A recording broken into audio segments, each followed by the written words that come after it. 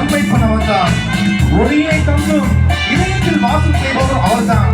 ஒளி நிறைவே அருள்நிறைவே என்றும் தொழுதிடுவோம் என்று சொல்லி அவர் பாதம் வந்திருக்கிற உங்களுடைய வாழ்க்கையில ஒரு ஒளியை கர்த்தர் கண்டிப்பாய் அனுகிரகம் செய்வார்.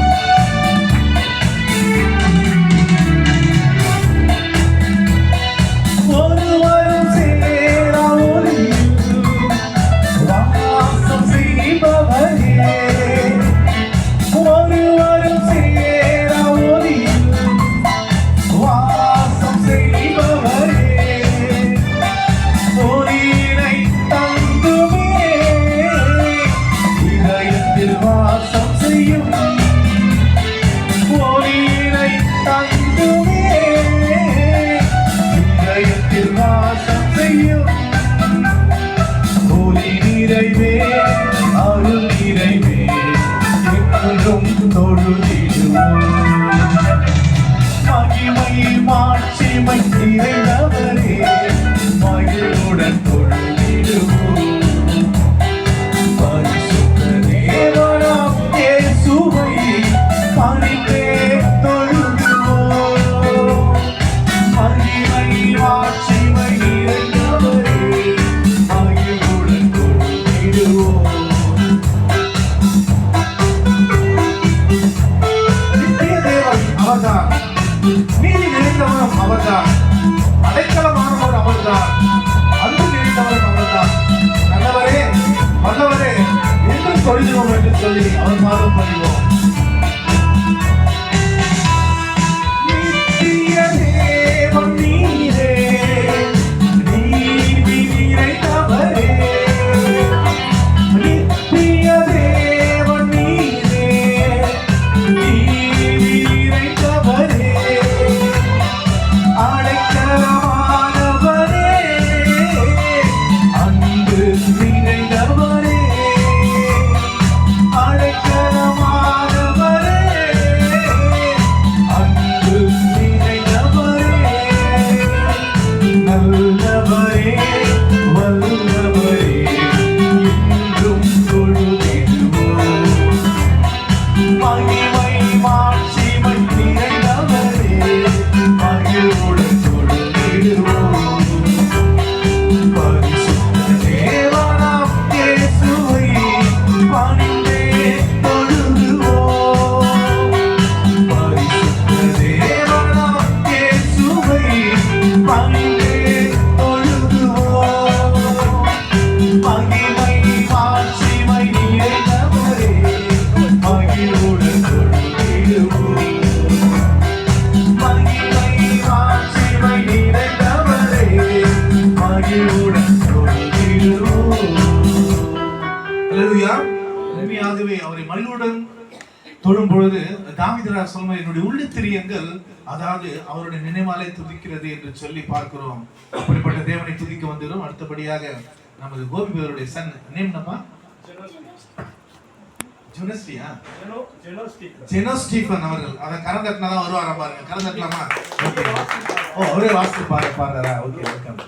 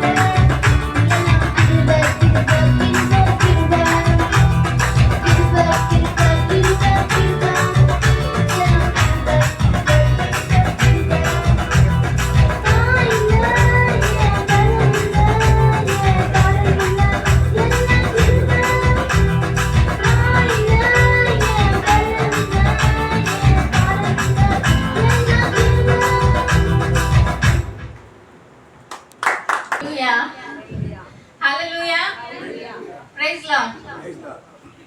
இன்னைக்கு தான் பிரைஸ் லார்ட் சொன்னீங்கல்ல பிரதர். சங்கீதம் 70:4 சொன்னாங்க பிரதர் இல்ல. ஒவ்வொரு வார்த்தைக்கும் ஒவ்வொரு நம்ம பேசுற ஒவ்வொரு வார்த்தைக்கும் என்ன உண்டு? அர்த்தம் உண்டு. அதுவும் வேதத்துல நமக்கு அர்த்தங்கள் இல்லாம எந்த வார்த்தையும் நம்ம என்ன செய்ய முடியாது. நம்ம பேசுறது எல்லாமே கிறிஸ்தவர்களா இருக்க நம்ம பேசுற எல்லா வார்த்தைகளுக்கும் ஒவ்வொரு அர்த்தங்கள் உண்டு. ஆமென், ஹல்லேலூயா, பிரைஸ் லார்ட். எல்லாத்துக்குமே வேதத்துல இருந்து அர்த்தங்கள் உண்டு. ஆமென். எத்தனை பேர் சந்தோஷமா இருக்கிறீங்க? ஹல்லேலூயா. கர்த்தருக்குள் எத்தனை பேர் சந்தோஷமா இருக்கிறீங்க? அதுதான் முக்கியம் இல்ல. சந்தோஷங்கிறது ஒரு என்ன சொல்றான், கொஞ்ச நேரம் நம்ம இது ஃபோன் பார்க்கும்போது இல்லை மற்றவங்க கூட கொஞ்சம் இருக்கும்போது வரலாம். பட் நிரந்தர சந்தோஷம் வந்து ஆண்டவர் மட்டும்தான் கொடுக்க முடியும். ஆமே. சரி, நம்ம கொஞ்ச நேரம் ஆண்டவர் செய்த கடந்த மாதம் முழுவதும் நம்மளை நல்லபடியாக பாதுகாத்தார் இல்லை. அதுக்காக ஆண்டவர் கொஞ்ச நேரம் நம்ம வந்து என்ன பண்ண போகிறோம்? அவருக்கு நன்றி சொல்ல போகிறோம். சரியா? கண்களை மூடி அவர் செய்த நன்மைகளுக்காக அவர் கொஞ்ச நேரம் அவருடைய நாமங்களை சொல்லி நம்ம துதிக்கலாமா? துதிப்போமா? கண்களை மூடி. யெகோவா ஷாலோம், உமக்கு நன்றி அப்பா, நன்றி நன்றி நன்றி நன்றி சொல்லுவோமா? எல்லாரும் வாய்களை திறந்து உங்கள் மனதார நம்மளை பாதுகாத்தாருல்ல. என்ன கஷ்டமா இருக்கலாம், ஆனா நம்ம ஜீவனோடு நம்மளை பாதுகாத்தாரு இல்ல. அந்த தேவனுக்கு நம்ம நன்றி சொல்லுவோமா? மனதார நம்ம நன்றி சொல்லுவோம். தாவீது சொல்லுகிறார், கர்த்தரை நான் எக்காலத்திலும் ஸ்தோத்தரிப்பேன். நம்ம துதி எப்பொழுதுமே நாவில் இருக்கும். எப்பொழுதுமே நான் எப்போதும் என்ன செய்வேன்? நான் ஸ்தோத்தரித்து கொண்டே இருப்பேன் என் தேவனை. நன்றி, மனதார நன்றி சொல்லுவோமா? எபினேசரே உமக்கு நன்றி அப்பா. உங்க வாய்களை திறந்து கண்களை மூடி என் தேவாதி தேவனை நோக்கி பார்த்து சொல்லுவோமா? சொல்லுங்க. கொஞ்ச நேரம் துதித்துட்டு அப்புறம் நம்ம ஆராதிக்கலாம். துதிங்க துதிங்க, வாயில திறந்து நீங்க துதிக்கணும். நாங்க சொல்றதுனால இல்லை, நீங்க நம்ம ஆண்டவர் எத்தனை நன்மைகள் செஞ்சிருக்கிறார், எவ்வளவாய் பாதுகாத்து இருக்கிறார். இல்ல எவ்வளவு வியாதிகள் வந்தாலும் பணம் பிரச்சனை எது வந்தாலும் பாதுகாத்து இருக்கிறார். எல்ரோயா இருந்திருக்கிறார், என்னை காண்கிற தேவனா இருந்திருக்கிறார். யெகோவா ஈரே, நீங்க எல்லாமே எல்லாவற்றையும் எனக்காக பார்த்து கொண்டு இருக்கிறார். எல்லா தேவைகளையும் எனக்காக செய்து முடித்திருக்கிறார். என் தேவன் எவ்வளவு நல்லவர் இல்ல. நல்லவர், நீ நல்லவர் அப்பா. கர்த்தர் நல்லவர், கர்த்தர் நல்லவர், நீ நல்லவர் அப்பா. உம்மை துதிக்கிறோம் ராஜா. நன்றியோடு உம்மை துதிக்கிறோம் அப்பா. நன்றியோடு உம்மை துதிக்கிறோம் அப்பா. யாவே யாவே யாவே நீரே என் தெய்வமே, என் தலைமுறையா. யாவே நீரே என் தெய்வமே, மாற்றி தந்தவரே.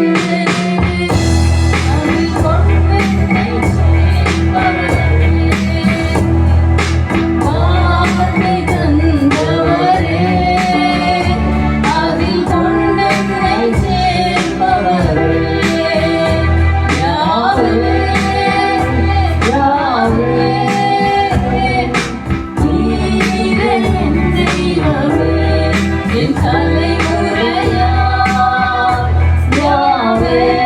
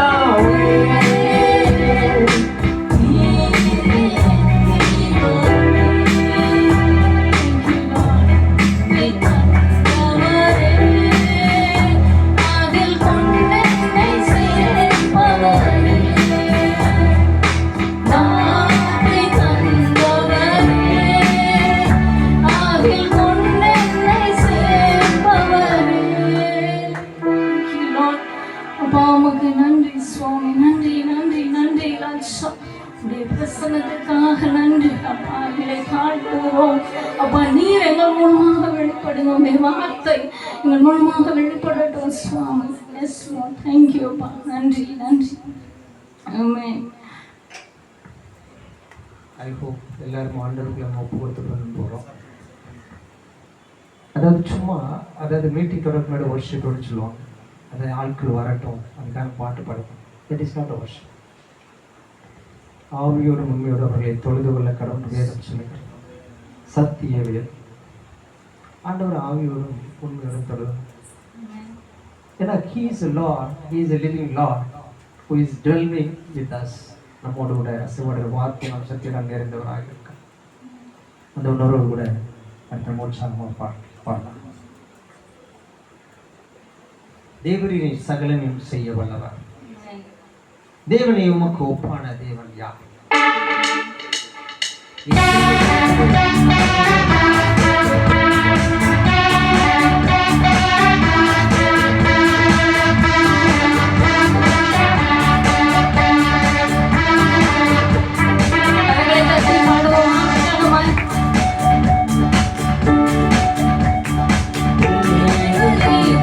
சகலமும் செய்ய வல்லவர் தேவனே உமக்கு ஒப்பான தேவன் யார்?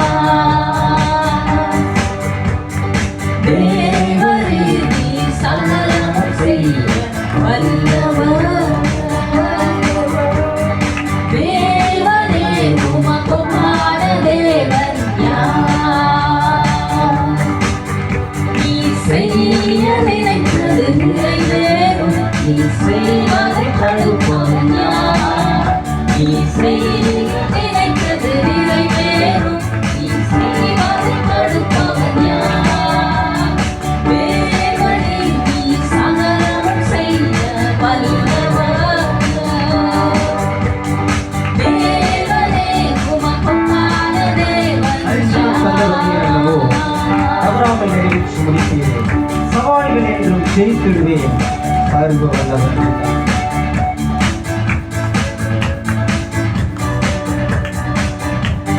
தரிசனம் தந்தவர் நீரல்லவோ. தவறாமல் நிறைவேற்றி முடிப்பீரே.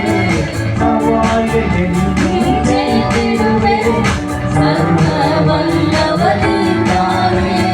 தரிசனம் தந்தவர் நீரல்லவோ. தவறாமல் நிறைவேற்றி முடிப்பீரே. சவால்கள் என்றும் ஜெயித்திடுவேன். சர்வ வல்லவர் நீர்தானே. தேவரே நீர் சகலமும் செய்ய வல்லவர் தேவனே உமக்கு ஒப்பான தேவன் யார்? செய்ய நினைத்தது நிறைவேறும். நீ செய்வதை தடுப்பவன் யார்? நீ செய்ய நினைத்தது நிறைவேறும். நீ செய்வதை தடுப்பவன் யார்? தேவனே நீர் சகலமும் செய்ய வல்லவர் தேவனே உமக்கு ஒப்பான தேவன் யார்? அலைகளை உடைப்பவர் நீர்தானே. தடுப்பவர் எவரும் இங்கில்லையே. கடலையும் ஆட்சியும் கடந்திருந்து கண்மலையே உங்களை துதித்துள்ளேன். என் கண்மலையும் தெய்வமாகிய கத்திரத்தை கைத்து கண்மலையும் போட்டு அந்த உணர்வுகளை பாடுவோம்.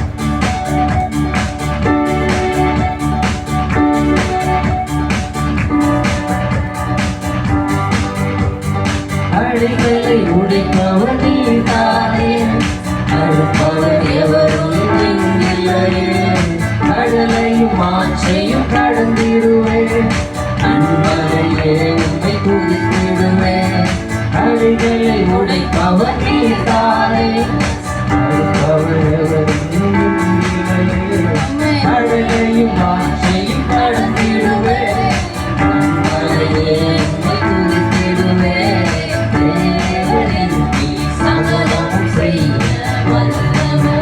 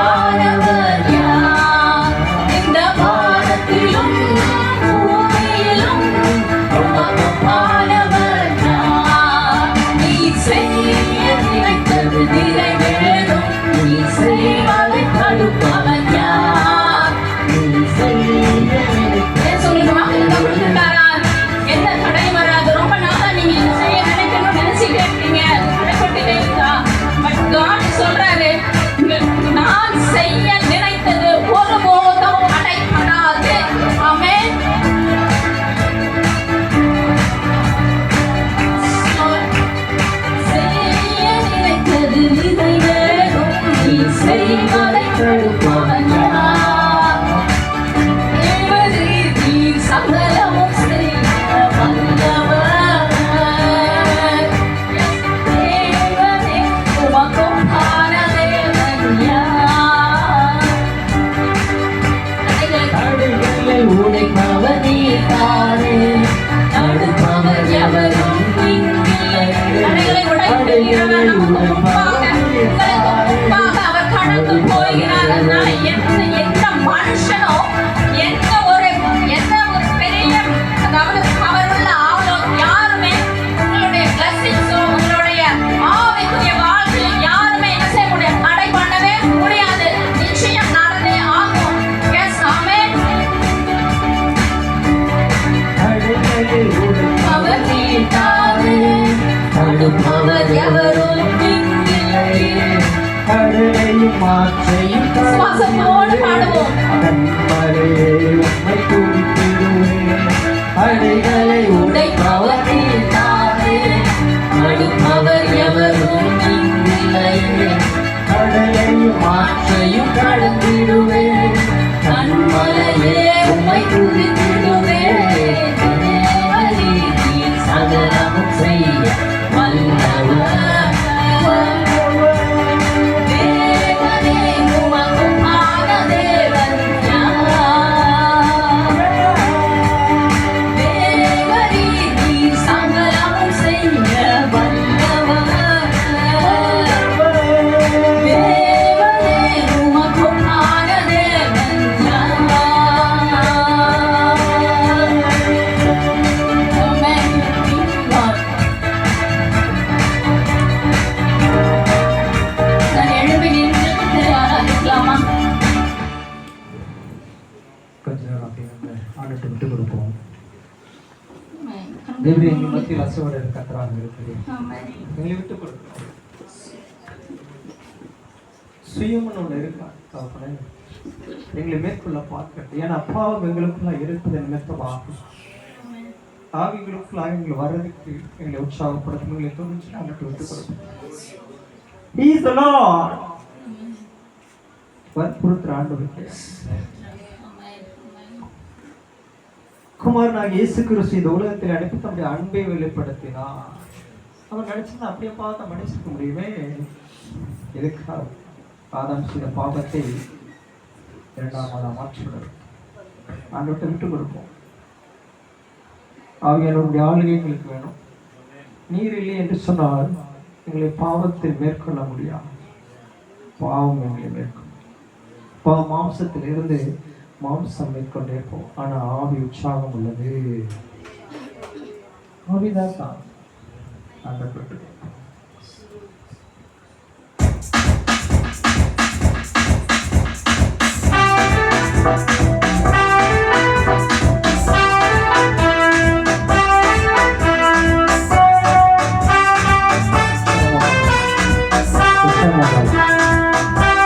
ஆவியோட ஆலயம் பார்க்க முடியும். நீங்க விட்டு கொடுப்பீர்கள் ஆவியோட ஆலயம் பார்க்க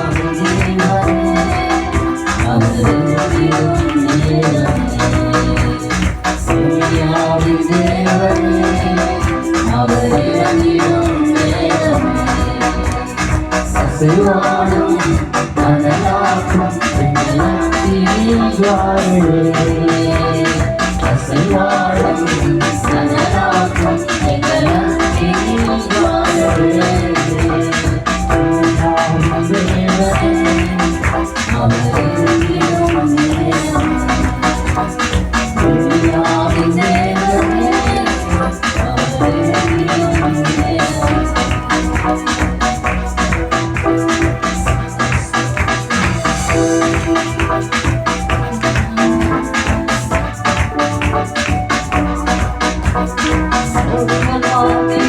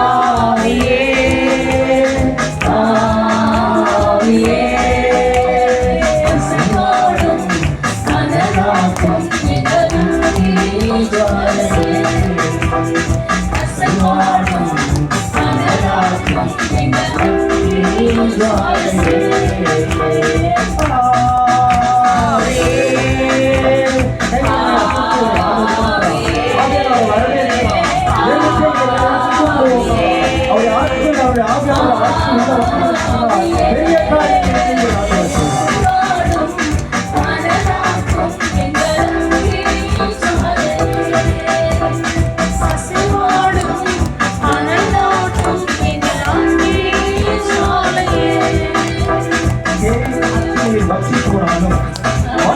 ஜீவனத்தை நமக்கு உண்டு. பாராமல் முன்னடத்தி அழைத்தவர்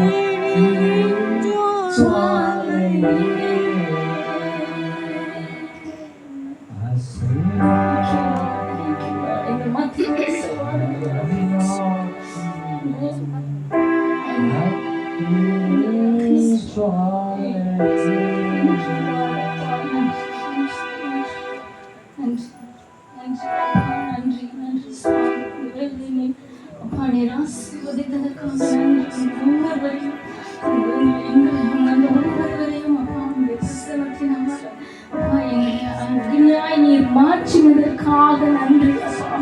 நன்றி நன்றி நன்றி சுவாமி. நன்றி அப்பா. நன்றி தகப்பனே, உமக்கு நன்றி அப்பா. நன்றி அப்பா. ஸ்தோத்திரம், உமக்கு நன்றி. செய்தி வெளியினால எல்லாமே இயேசுவின் நாமத்தில் ஜெபிக்கிறோம் நல்ல பிதாவே.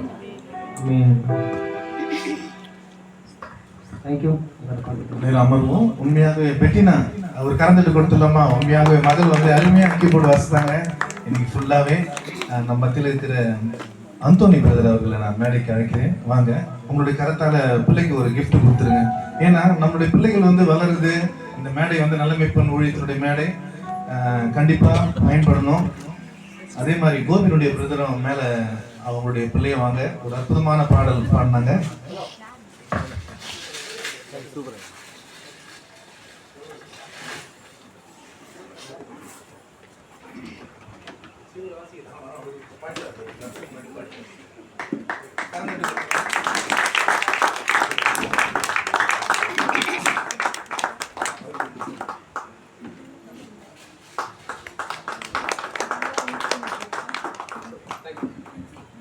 Thank you brother. கர்த்தர் நல்லவர். ஆமென். அடுத்ததாக சாட்சி நேரம். சாந்தகுமார் அவங்க ஃபேமிலியை நான் அழைக்கிறேன். கர்த்தர் செய்த நன்மைகளை சுருக்கமாக சொல்லலாம். இன்னொருத்தர் இருக்காங்க, முடிச்சுட்டு நம்ம செய்திக்காக நம்ம கடந்து போக போகிறோம். ஜான் துளசிங்கம் ஐயா மேடைக்கு அழைக்கிறேன். வாங்க போங்க. இல்லை வாங்க, ஒரு சின்ன ஷேரிங் பண்ணிட்டு நம்ம தினரும் பதில்கிட்ட கொடுக்கலாம். கர்த்தருக்கு ஸ்தோத்திரம். ஏசப்பா எங்களையும் ஒரு சாட்சியாக இங்கே நிற்க வச்சதுக்காக நன்றி. இப்போ நான் எதை சாட்சி சொல்ல போறேன்னா, எங்கள் வீட்டுக்காக தான் நான் சாட்சி சொல்ல போகிறேன். ஃபஸ்ட்டு நாங்கள் வந்து ஒரு கொட்டா வீட்டில் தான் இருந்தோம். அந்த வீட்டில் இருக்கும்போது தான் எங்கள் பெரிய பொண்ணும் அங்கே தான் பிறந்தா. அங்கே தான் கொஞ்ச நாள் இருந்தோம். அந்த வீட்டில் இருக்கும்போது நிறைய கஷ்டம். சுற்றி செவர் இல்லை, வெறும் ஓலை மட்டும்தான். அதில் வந்து நிறைய கஷ்டங்கள் நல்பட்டோம். நிறைய பூச்சிகள், பின்னாடி பூச்சியாக இருக்கட்டும், பாம்பு கூட நாங்கள் நிறைய அங்கே வரக்கொண்டு ஒரு ஃபீல் பண்ணியிருக்கோம். ஒரு தீபாவளி டைமில் பின்னாடி ஒரு ஃபயர் கூட ஆகிருக்கு எங்கள் ஓலை வீட்டில் இருக்கும்போது. அந்த மாதிரி டைமில் ஒரு சின்ன பூச்சி கூட எங்களை அந்த வீட்டில் இருக்கும்போது கடிச்சது கிடையாது. அப்போத்துலேருந்து எங்களுக்கு ஷீலா மிஸ் பிரதர் தெரியும். எங்கள் பெரிய பொண்ணு வந்து ஃப்ரீகேஜி சேர்த்தோம். அப்போலேருந்து எங்களுக்கு அவங்களுக்கு தெரியும். இப்போ வந்து அவங்க எங்கள் ஃபேமிலியில் ஒருத்தவங்களும் ஆயிட்டாங்க. அதுக்காக ஏசப்பாக்கு நன்றி சொல்கிறேன். அப்புறம் நாங்கள் ஒரு ஓட்டு வீடு கட்டினோம். அந்த ஓட்டு வீட்டில் தான் கொஞ்ச நாள் இருந்தோம். அந்த ஓட்டு வீட்டுக்கு போயிட்டு அப்புறம் தான் எங்கள் சின்ன பாப்பா பிறந்தா. எதுவுமே ஒரு சாட்சி தான். ஒரு 8 வருஷம் கழிச்சு அவள் பிறந்தா. அதுவும் நான் சொல்லி மெர்சிக்கிட்டையும் பிரதர்கிட்ட ரொம்ப ஃபீல் பண்ணேன். இதே இடத்துல இருந்து தான் வருத்தப்பட்டேன். பாப்பாவுக்கு வந்துட்டு 8 வயசு ஆயிடுச்சு, இன்னொரு குழந்தை பிறக்கலன்ட்டு 2 பேருக்கு சொல்லி ஜெபம் பண்ணேன். இதே நீங்கள் சாட்சி சொல்லுவீங்கன்ட்டு அவங்க சொன்னாங்க. கொஞ்ச நாள் எங்கள் பாப்பா எனக்கு பிறந்தா. அது ஒரு சாட்சி தான். அந்த ஓட்டு வீடு வந்து இவ்வளோதான் அந்த சைஸு. இங்கே இருக்கிற ஒரு சில பேருக்கு தெரியும் இவ்வளோதான் அந்த ஓட்டு வீடு சைஸு. அந்த ஓட்டு வீட்டில் இருக்கும்போது அங்கேயே நாங்கள் நிறைய கஷ்டப்பட்டோம். மேலே ஒழுகும், மழையில் வெயிலில் எல்லாத்துலேயுமே நாங்கள் கஷ்டப்பட்டோம். எல்லாத்துலேயுமே பாத்ரூம்லாம் கீழே தான் போகணும். பாத்ரூம், கிச்சன் ரெண்டுமே கீழே தான். மேலே சாப்பிட்டு தூங்குறது மட்டும்தான். அப்போ நான் பாப்பா வயிற்றுல இருக்கும்போதெல்லாம் ரொம்ப கஷ்டப்படுவேன். எனக்கு பீரியட் டைமில் பாப்பா பிறக்கிற அந்த லாஸ்ட் டைமில் பாத்ரூம் வருது. அதெல்லாம் ரொம்ப ரொம்ப கஷ்டப்பட்டிருக்கேன். பாத்ரூம் போயிட்டு மேலே உடனே பாத்ரூம் வரும். அதெல்லாம் ரொம்ப கஷ்டப்பட்டிருக்கேன். குழந்தை பிறந்துட்டு பெருக்கும் எனக்கு பீரியட் டைம்லலாம் ரொம்ப கஷ்டப்படுவேன். மேலே கீழே போயிட்டு நான் மேலே வரதுக்குள்ள திரும்பி நான் போய் அந்த பாத்ரூமான விஷயம் எல்லாமே அங்கே பர்சனல் விஷயம் எல்லாமே அங்கே பண்ணணும். 5 நிமிஷத்துக்கு ஒரு முறை நான் போனேன். கீழே நான் போகும்போதே எனக்கு ப்ளீடிங் ஆகிற மாரியே இருக்கும். அவ்வளோலாம் நான் கஷ்டப்பட்டிருக்கேன். நான் நினச்சது ஒன்று தான் ஜெபிச்சேன். கர்த்தர் இடத்துல நம்ம பொறுமையாக காத்திருக்கணும் அப்படின்னு. சரி, பக்கத்தில் கொஞ்சம் இடம் இருக்குது, அங்கே தளம் போட்டு ஒரு வீடு கட்டணும் அப்படின்னு நினச்சோம். அதுவுமே நினச்சோம். ஆனால் வந்துட்டு ரொம்ப நாளாக தடங்கல் ஆகினே இருந்தது. பிரதர்கிட்ட மிஸ்ஸுக்கிட்டையும் சொல்லி நாங்கள் ஒரு முறை ஜோம் பண்ணோம். நம்ம பிரதர் சொன்னார், ரொம்ப நேரம் பேசினதும் பிரதரும் மிஸ்ஸும் சொன்னாங்க, நிச்சயமாக நீங்கள் வீடு இங்கே கட்டுவீங்க. வீடு கட்டுவீங்க மட்டும் அவர் சொல்லலை, வீட்டுக்கான பேரையும் அவர் எங்களுக்கு சொல்லி அமைச்சிட்டாரு. ரெகபோத்தியில் நீங்கள் பேரை வைப்பீங்கன்னு சொல்லிட்டாரு. நாங்கள் என்னடா வீடே கட்ட ஆரம்பிக்கல, பேரே சொல்லிட்டாரு. நாங்கள் எங்களுக்கும் டிஸ்கஸ் பண்ணிருந்தோம். அவரை குறித்து ஏசப்பா அவர் இடத்துல பேச வச்சிருக்காரு எங்களை. நாங்கள் எங்கள் வீட்டுக்கு போனோம். மறுவாரமே மோட்ரு போட்டோம். பிரதர் தான் வர வச்சு, மிஸ்ஸு பிரதர் வர வச்சு தான் மோட்ரு போட்டோம். அதுக்கப்புறம் கொஞ்ச நாள் கழித்து காலம் போட்டோம். அந்த காலம் போட்டு அதுக்கப்புறமா எங்களுக்கு ஒரு பெரிய பிரச்சனை காத்திருந்தது. அந்த பிரச்சனை வந்து நம்ம சொந்தக்காரங்க தான், அது கட்டக்கூடாது, ஏகப்பட்ட பிரச்சனை, காசு பிரச்சனையும் அதிகமாக இருந்தது. அதெல்லாம் தாண்டி வந்து ஏசப்பா வந்து எனக்கு அந்த வீட்டை வந்து கரெக்டாக 1 வருஷம் பாதியிலே வந்து அந்த வீட்டு வேலை செஞ்சு விட்டுட்டு போயிட்டாங்க. ஃபுல் காசு வாங்கிட்ட பிறகு விட்டுட்டு போயிட்டாங்க. அதையும் தாண்டி ஏசப்பா எனக்கு காசு உதவியும் செஞ்சு அந்த வீடை நல்லபடியாக கட்டி முடிச்சார். கட்டி முடிச்சு போன மாதம் கரெக்டாக 1 வருஷம் ஆயிடுச்சு. போன வருஷம் கேரளே வந்து அங்கே தான் பண்ணோம், நம்ம சர்ச்சிலேருந்து இது பண்ணியிருந்தேன். ஆனால் தவிர்க்க முடியாத சூழ்நிலை, அது கட்ட முடியல அப்போது. ஆனால் இந்த வருஷம் கண்டிப்பாக அதுக்காக நன்றி தெரிவிச்சுக்கிறேன். இந்த வருஷம் கேரளா வந்து நம்ம வீட்டில் கண்டிப்பாக நடக்கும். அதுக்கு கூடான ஒரு நன்றி. அந்த வீட்டுக்கு வந்து ரகப்பத்திலன்னு பேரும் வச்சுட்டோம். அது வந்து பிரதர் சொன்ன மாதிரி வந்து அது ஆரம்பித்தனாலே வந்து அது பேர் சொல்லிட்டாரு, இது இடத்துக்கு வந்து ரகப்பத்திலன் தான், அது உங்களுக்கு வந்து இது உங்களுக்கான இடம் அப்படின்னு. அதே மாதிரி இப்போ வந்து நல்லபடியாக கட்டி போன மாதம் வீடும் முடிஞ்சிடுச்சு. அது பெருசாக பண்ண முடியாத கேரளில் பண்ணோம் அப்படின்னு நினச்சிருக்கேன். அது கண்டிப்பாக நடக்கும். கூடான கோடி நன்றி. இந்த சாட்சி ஏசப்பா வந்து அது இந்த இடத்துல சொன்னதுக்கு ரொம்ப பெருமையாக இருக்குது. சர்ச்சு மூலிமா சர்ச்சில் இருக்கவங்க எல்லாரும் இன்றைக்கி வந்து ஐக்கிய சங்கத்துலேருந்து வந்து ஆண்கள் ஐக்கிய சங்கம், அது ரொம்ப பெருமையாக இருக்குது. சந்தோஷம். நன்றி. கூடான கோடி நன்றி. நான் வந்து சாட்சி சொல்ல ஒரு பாட்டு பாடிடுறேன் அப்படின்னு சொன்னா 4 லைன் தான். Praise the Lord. நீதானையா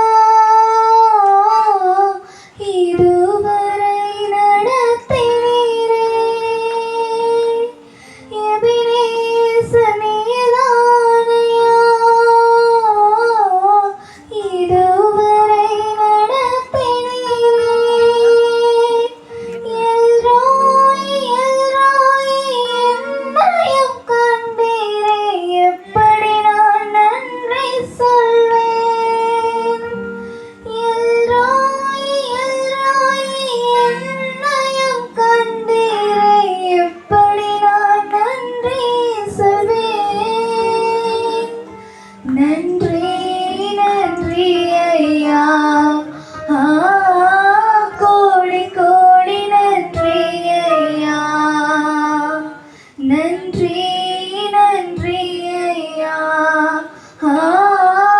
கோடி கோடி நன்றி ஐயா, மறவாமல் நினைத்தீரையா, மனதார நன்றி சொல்வேன், என்னை மறவாமல் நினைத்தீரையா,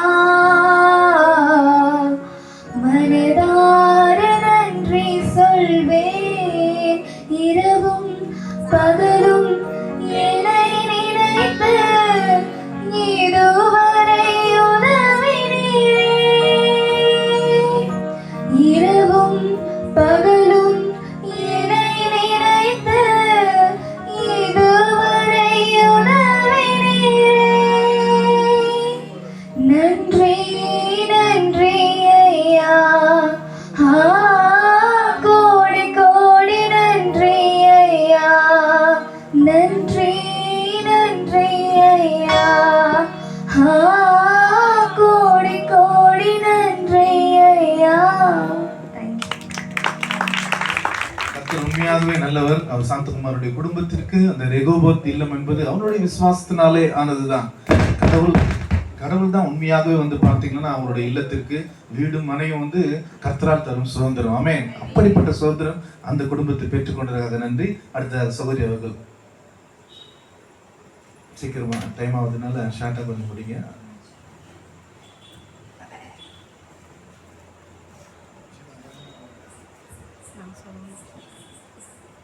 Praise the Lord. இந்த நான் இங்கே வந்ததுலேருந்து எந்த சாட்சியுமே சொல்லலை நினைக்கிறேன். நிறைய ஆண்டவர் செஞ்சுருக்கிறாரு. பட் ஒவ்வொன்றையும் நான் ஒவ்வொரு டைம் ஆண்டவர் சித்தமானால் சொல்கிறேன். பட் இது வந்து ரொம்ப முக்கியம். ஏன்னா இது ஒரு குடும்ப ஆசீர்வாத கூட்டம் இல்லை. குடும்பம் கட்டப்பட்டாதான் நம்ம இப்போ எழுப்புதல்ங்கிறோம். நமக்குள்ளே எழுப்புதல் வரும், நம்ம குடும்பத்துக்குள்ளே எழுப்புதல் வந்தால் தான் நம்ம தேசத்துக்குள்ளே எழுப்புதல் வர முடியும். குடும்பம் அப்படிங்கிறது ரொம்ப ரொம்ப ரொம்ப முக்கியமான ஒன்று. என்ன அப்படின்னா என் கணவருடைய அக்காவோட டாட்டரோட மேரேஜ் வந்து நடந்தது. லாஸ்ட்டு தேர்டு வந்து அவங்க வந்து ஆக்சுவலாக ஹிந்து, அவங்க அக்கா மாப்பிள்ளை வந்து ஹிந்து. அதனால் எல்லாமே ஹிந்து முறைப்படி தான் எல்லாமே நடந்தது. நலுங்குன்னு சொல்லி அதுக்கு வந்து இவங்க தாய் மாமானால எல்லோரும் போகணும் அப்படின்னாங்க. இதில் என்ன பிரச்சனை அப்படின்னா ஆக்சுவலாக இங்கே 3 இயர்ஸாக யாருமே என்கிட்ட பேச மாட்டாங்க. அது ஏதோ ஒரு சின்ன ஒரு இஷ்யூ. 2 பேருக்குமே டைரெக்டாக நாங்கள் பேசிக்கல, பட் சண்டை அப்படின்னு இல்லை. பட் ஏதோ தவறான கருத்துக்கள் புரிந்து கொள்ளுதல்ல கொஞ்சம் இது, அதனால யாருமே பேச மாட்டாங்க. 3 இயர்ஸாக யாரும் எங்கள் கூட கான்டாக்டே இல்லை. அவங்க கூட பிறந்தவங்க மொத்தவங்க 5 பேர், அவங்க அப்பா அம்மா ப்ளஸ் யாருமே பேச மாட்டாங்க. அதனால் அவங்க தப்பு அப்படின்னு நான் சொல்ல வரல. எங்கள் மேலேயும் கொஞ்சம் இது இருக்குது. நான் கொஞ்சம் எமோஷனாக பேசிட்டேன். பட் டைரெக்டாக எதுவுமே பேசலை. பட் அது வந்து ரொம்ப இதாக இருந்துச்சு மனசுக்குள்ள. ஒரு அது என்ன சொல்கிறது, தீனால் சுட்ட புழுலாரும் மாறாது, நாவினால் சுட்ட வரும். நாவினால நம்ம என்ன பேசினாலும் உள்ளான காயங்கள் வந்து நிறைய நம்மளால் மன்னிக்க முடியாது. சாதாரணமாக வெளியே சொல்லுவோம், மன்னிக்க முடியாது. பட்டு ஆண்டவர்கிட்ட நான் அது ரொம்ப நாள் ஜெபிச்சுட்டே இருந்தேன். உங்களை நிந்திக்கிறவர்களுக்காகவும் உங்களை துன்பப்பட்டிருக்கலாகவும் ஜெபம் பண்ணுங்கள் அப்படின்னு ரொம்ப நாள் அநேகம் நாள் எனக்கு மன்னிக்க கிருபை தாங்கப்பா, எனக்கு மன்னிக்க கிருபை தாங்கன்னு கேட்டுகிட்டே இருந்தேன். ஆண்டவர் கரெக்டான டைமு, இந்த டைமில் தான் எனக்கு கூட்டிகிட்டு போனார். பட் எனக்கு அந்த ஹிந்து இதெல்லாம் எனக்கு பிடிக்காது. நான் பேசிக்காக கிறிஸ்டின்னு, பட் ஆண்டவரை ஏற்றுக்கிட்டேன். அதுலேயும் கொஞ்சம் சில இதெல்லாம் வந்து இது பண்ண மாட்டேன். பட் ஆண்டவர் என்னை நான் கொண்டு போனார். 3 வருஷம் கழித்து நான் அவங்கள பார்க்குறேன் கார்லேருந்து, அவங்க அக்காவோட வீட்டில்.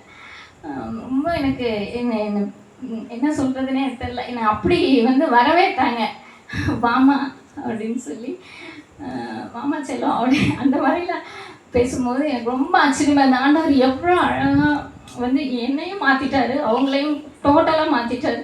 யாருக்குள்ளேயும் அந்த கசப்போ அந்த முன்னாடி நடந்த எந்த ஒரு இதுவுமே இல்லை. உண்மையிலே அன்னைக்கு போய் ஆண்டவருக்கு அந்த மண்டபத்தில் தான் அந்த நழுங்குன்னு சொல்லி அந்த இது நடந்தது. அன்னைக்கு போய் நான் கண்ணீரோடு ஆண்டவருக்கு நான் என்ன தகுதி இருக்குது ஆண்டவரை, ஏமல் இவ்வளோ ஒரு இது பண்ணியிருக்கீங்க எனக்காக. அவங்களோட இப்போ எந்த ஒரு கான்வர்சேஷனுமே கிடையாது யாருக்குமே. பட் டைரெக்டாக அவ்வளோ அன்பாக வந்து எங்களை வரவேற்றாங்க. பிள்ளைங்களையும் எல்லாம் பார்த்துக்கிட்டாங்க. நான் எங்கேயுமே எங்கள் மாமியார் எங்கள் அம்மா வந்து அம்மான்னு தான் சொல்கிறேன். இது வரைக்கும் அவங்க எனக்கு அம்மா அப்பா தான். யார்கிட்டையுமே எந்த ஒரு டைமுமே மேரேஜ் ஆனதுலேருந்து அவங்க எனக்கு அம்மா அப்பா தான். என் அப்பா அம்மா எப்படியோ அதே மாதிரி தான் நான் அவங்களையும் இது பண்ணுறேன். எனக்கு ரொம்ப அவங்களுக்குள்ளே அவங்க வந்து கிறிஸ்துவ அறியாத பிள்ளைங்க, கிறிஸ்துக்குள்ளே இன்னும் வளரல. பட் அவங்களுக்கு எல்லாம் டப்புடம் பேசுவாங்க. இப்போ நான் அது வந்து விட்டுருவேன். முதல்ல ரொம்ப ஒருமாக இருக்கும், இப்போ ஒன்றுமே கவனிக்கிறதே கிடையாது. பட் கர்த்தர் நல்லவர். அதாவது கிறிஸ்துவுக்குள்ளே நம்ம மன்னிக்கணும், அது ஒன்று தான். நீங்கள் யார் யாருக்குள்ளே என்னென்ன கசப்பு இருக்கோ தயவு செய்து அதை வந்து என்ன செய்யுங்க, ஒப்புரவாயிருங்க. பட் இன்னொன்று ஒன்று சொல்கிறோம், கல்யாண மாப்பிள்ளைக்கும் பொண்ணுக்கும் வந்து நாங்கள் ப்ரீ மேரிட்டல் கவுன்சிலிங் அன்னைக்கு போய் ஆண்டவருடைய வார்த்தையை சொல்லி, அன்றைக்கி முந்தின நாள், திருமணத்துக்கு முந்தின நாள் வந்து ஆண்டவர் சொல்ல சொன்னார். அதையும் சொல்லி நாங்கள் ப்ரேயர் பண்ணிவிட்டு ஆண்டவர் நாமத்தில் 2 கரங்களை பிடிச்சி, ஆக்சுவலாக நாங்கள் தான் அவங்களுக்கு மேரேஜ் பண்ணி வச்சுருக்கோம். பட் அப்படி ஒரு ஸ்லாக்கியத்தை ஆண்டவர் கொடுத்தார். கர்த்தருக்கு நன்றி. நீங்களும் ப்ரேயர் பண்ணிக்கோங்க. குடும்பத்தில் எந்த கசப்பு எதுவும் இருந்தாலும் ஆண்டவர்கிட்ட ஒப்பு கொடுங்க. அவர் வந்து எல்லாம் வச்சு மாற்றோம். நம்மளால முடியாது, பட் ஆண்டவர் செய்வார். ஆமென். தேங்க்யூ. கர்த்தராசி ஒரு சின்னது மட்டும் ஆட் பண்ணிடுறேன். இதுலேருந்து என்ன நம்ம தெரிஞ்சுக்கணும்னா, ஆஃப்டர் கெட்டிங் மேரேஜ், திருமணம் ஆன பிறகு ஹஸ்பண்ட் ஒய்ஃபுக்குள்ளே மட்டும்தான் தீர்மானங்கள் எடுக்கப்படணும். 100% நான் ஊர்ஜியமாக சொல்கிறேன். சம்படி இல்லை, உன்னுடைய வீட்டார் உன்னுடைய ஒய்ஃபையோ உங்களுடைய ஹஸ்பண்டை கண்ட்ரோல் பண்ண விடாதாங்க. இப்படி ஏன்னா தகப்பன தாய் பிறந்து கணவன் மனைவி ஒன்று சேர்ந்துருக்குறாங்கல்ல, அவங்க வீட்டுக்கு என்ன பண்ணுறாங்க எனக்கு தெரியும், எங்கள் வீட்டுக்கு என்ன பண்ணுறாங்க ஒய்ஃபுக்கு தெரியும். பட் அவங்க சொல்கிற மாதிரி டிசிஷனுக்குள்ள வர மாட்டோம். we both will decide what we have to do. எங்கள் குடும்பம் திட்டம் நாங்கள் தான் டிசைட் பண்ணுவோம். அந்த கண்ட்ரோலுக்குள்ள they try to do it. நான் இதனால தான் இந்த கான்சிக்வன்ஸ். சரிங்களா? அதனால் உங்களுக்கு ஒரு சின்ன ஒரு சஜஷனை எடுத்துக்கோங்க. whosoever is married, உங்கள் ஃபேமிலிக்கு முக்கியத்துவம் கொடுங்க. அவங்க கணவன் family, wife family, we can support. நம்முடைய family is very important. Thank you. கர்த்தர் நல்லவர். ஹல்லேலூயா. குடும்பங்களை இணைக்கின்ற தேவன். அத்தனை வருடங்கள் கழித்து போனாலும் கூட அந்த அன்பு, கடவுளுடைய அன்பு நெருங்கி வருவதை நாம் பார்க்கிறோம். அடுத்தது ஷீலா. Price Lord. நேற்றும் இன்றும் என்றும் மாறதே தேவனுக்கு கூட நன்றி செலுத்துறேன். இந்த கீழே விட பார்த்தீங்கன்னா நான் ஃபினிஷ் பண்ணாமல் 3 வருஷம் வீட்டில் நான் வாழ்ந்தேன். அதாவது பூசு வேலையில் கரண்ட் மட்டும் தான் இருக்கும், டோர் போட்டிருக்கோம், மற்றபடி எந்த ஒரு இதுவும் இருக்காது. எங்கள் அம்மா அரக்கோணத்தில் வந்து சாணி போட்டு மொழிகிட்டு போவாங்க 15 நாளைக்கு வருமுறை. அப்படி தான் இந்த வீட்டில் நான் 3 வருஷம் நான் வாழ்ந்தேன். அதே மேலே பார்த்தீங்கன்னா கர்த்தருடைய கிருபை தான். அவர் இல்லைன்னா நாங்கள் இல்லை. சங்கீதம் 127:1 வசனத்தின் பிரகாரமாக கர்த்தர் வீட்டை கட்டாத கட்டுகள் பிரயாசம் விருதான்றது. அவரோட சித்திலனா வீடு கட்ட முடியாது. எவ்வளோ பேருக்கு எவ்வளோ லட்சம் கோடி இருந்தால் கூட அவங்க சொந்த ஃபார் எக்ஸாம்பிள் 19 மகனோ மகளை வந்து மருமகளை பார்த்தீங்கன்னா இன்னும் கூட ரெண்டில் தான் இருக்காங்க. அவங்க எவ்வளோ லேக்ஸ் எல்லாம் இருக்குது, ஆனால் சொந்த வீடு இல்லை. கர்த்தரோட ஸ்லாக்கியம் அவங்களுக்கு இல்லை. ஆனால் நமக்குலாம் பாருங்கள், ஒரு கூரை வீடு இருந்தாலும் நமக்கு கூட சொந்த வீடு கர்த்தர் கொடுத்துருக்காரு. அதுக்காக நன்றி செலுத்துகிறேன். மேலே நாங்கள் கட்டப்பட்ட வீடு பார்த்திங்கன்னா 5 வருஷம் ஆகி ஃபினிஷ் பண்ண முடியாமல் ஒரு சூழ்நிலை. அதை கட்டும் போதே இவர் பிஹெச்டி படிக்கணும், அது ஒரு 5 lakhs செலவு பண்ணேன். இவர் படிச்சுட்டு இருக்கும் போதே என் பொண்ணுக்கு அலைன்ஸ் வந்தது, என்கேஜ்மெண்ட்டு, மேரேஜ், சீமந்தம், ஃபஸ்ட்டு பர்த்டே, அப்படியே எக்ஸட்ரா போயிட்டே இருந்தது. ஆனால் எப்படி தான் அதை கட்டி முடிப்போன்னு எனக்கு ஒரு கொஸ்டின் மார்க். ஏன்னா 5 வருஷம் ஆயிடுச்சு, பில்டிங்லாம் கொஞ்சம் அப்படியே பாழான மாதிரி இருந்தது. என்னோடய பேரண்ட்டு தான் இங்கே ரெண்டுக்கு வந்திருக்காங்க. அவங்க ஒரு ஹிந்து தான். அவங்க ஒரு நாள் ஒரு பிரியாணி எடுத்துகிட்டு வந்து எனக்கு கொடுத்தாங்க. ஃபஸ்ட் டைம் வந்து திருப்பி போயிட்டாங்க. நெக்ஸ்ட் மந்த் ஒரு பிரியாணி எடுத்துகிட்டு வந்தாங்க. இந்த பிளேஸில் தான் நான் அவங்க உட்காந்துருக்கேன், நான் இங்கே உட்காந்துருக்கேன். என்னுடைய கணவர் ஜிபோர் அப்பா இங்கே உட்காந்துருக்காரு. அவங்க என்ன சொன்னாங்கன்னா, ஒரு சாட்சி தான் நான் சொல்கிறேன், இது இந்த ரேட் இந்த ஸ்ட்ரீட்டில் நான் ஒரு வீடு பார்க்குற மிஸ், ஆனால் எங்களுக்கு எங்கேயுமே செட் ஆகலை. ஆனால் வீட்டோட வரும்போது உங்களோட வாசல் எனக்கு ரொம்ப பிடிச்சிருந்ததுன்னு சொன்னாங்க. நான் சும்மா ஜோக்குக்கு தான் சொன்னேன், அந்த மாதிரி யார்ட்டையும் நான் சொல்ல மாட்டேன். அம்மா எங்களுக்கு யாராவது ஒரு அமௌண்ட்டு கொடுத்துட்டு நீங்கள் வீடு கட்டி முடிச்சிங்கன்னா அப்படின்னு சொன்னாங்கன்னா நான் உடனே கொடுத்துருவேன் அப்படின்னு சொன்னேன். அந்த பொண்ணு உடனே என் பேர் ஜனனி. உடனே அந்த பொண்ணு மிஸ் எங்களுக்கு ஓகே தான் சொல்லிட்டு அவங்க ஹஸ்பண்டை கூப்பிட்டு வந்து காமிச்சிருச்சு, அவங்க மாமியாரை கூப்பிட்டு வந்து காமிச்சிட்டு உடனே 5 lakhs ஏப்ரலில் கொடுத்தாங்க. ஏப்ரல், மே, ஜூன், ஜூலை, ஆகஸ்ட் 5 மாதம் பிறகு தான் நாங்கள் அதான் கொடுத்து 5 lakhs கொடுத்துட்டாங்க. அப்படி தான் கட்டி முடித்தோம். அதுக்கப்புறம் எவ்வளோ தேவையில்லைன்னு அந்த எல்லா தேவையிலும் கர்த்தர் சந்திச்சார். பசங்களோட இருக்குது இல்லைங்களா, வானத்தை பூமியை உண்டாக்குற கர்த்தர் இடத்துலேருந்து ஒத்தாசை வரணும், மனுஷங்கிட்டேருந்து வரல. ஆனால் மனுஷன் மத்தியில் கர்த்தர் பேசி குணலான வழிகளை சபைப்படுத்தினார். மேலே கட்டி முடிக்கும் போது எவ்வளோ பிரச்சனைகள் எழும்புச்சு, ஆனால் வாய்க்கல. அதுக்கும் வசனம் இருக்குது, உனக்கு விரோதமாக எழும்ப ஆயுதங்களை வாய்க்காதே போக செய்யற கர்த்தர் சொல்லிக்கார். எழும்புச்சு ஆனால் வாய்க்கல, கர்த்தர் அவங்களுக்கு திருப்புவார நான் விசுவாசிக்கிறேன். அது மாத்திரம் இல்லை, இந்த அம்மா இருக்காங்க, அவங்க வந்து சைக்கிள் ஷாப்பில் சிவா ஹோட்டல்னு வச்சுருக்காங்க. ஹாஸ்பிட்டல் போயிட்டு வந்துட்டு ரொம்ப வெயிலாக இருக்குதுன்னு சைடில் வந்து உட்காந்துருக்காங்க. அவங்களுக்கு எழுதுக்க முடியல, அந்த இடத்துல உட்காந்துட்டாங்க. என் மகன் எதுக்கும் டவல் மேலே போடலாம் வந்தால் அவங்க சரியான வெயிலில் உட்காந்துட்டு இருந்திருக்காங்க. பதறி ஓடி வந்தான், மம்மி அந்த பாட்டி மயக்கமாக உட்காந்துருக்காங்க. சரி தூக்கிட்டு வந்தால் அவங்கள வெயிட்டு பையனால் தூக்க முடியல, இங்கே தான் கழுத்திட்டோம். அவங்க சுயநினைவே எழுந்துட்டாங்க. எப்படி சொல்லுவாங்க, அதாவது இந்த அரட்டல் பெரட்டல் சொல்லுவாங்க பாருங்கள், அந்த மாதிரி ஆயிட்டாங்க. அவங்க கான்சன்ட்ரேஷன் எழுந்துட்டாங்க, துணி இருக்கிறது கூட தெரியல. இந்த இடத்துல தான் எனக்குள்ள ஒரு பயம் வந்துருச்சு. ஏன்னா இப்போ தானே வந்திருக்காங்க, எதனா ஆகிடுமோன்னிட்டு என்னோடய கணவர்கிட்ட தான் எதிர் வீட்டில் அந்த கடையில் போய்ட்டு ஜூஸ் வாங்கலாம் சொல்லிட்டு ப்ரை பண்ணி கொடுத்தேன். அதம்மா சொன்னாங்க, நீங்கள் ப்ரை பண்ண பிறகு எனக்கு கொஞ்சம் நல்லா இருந்ததுன்னு சொல்லிட்டு. கர்த்தர் அப்படியாக அந்த இடத்துல அவ்வளோ பெரிய ஒரு பிரம்மாண்டமான தேவன் பிரம்மாண்டமான காரியத்தை செய்தால். அதுக்கப்புறம் அவங்களுக்கு 430 இருந்தது சுகரு. ஹாஸ்பிட்டல் போனோம்.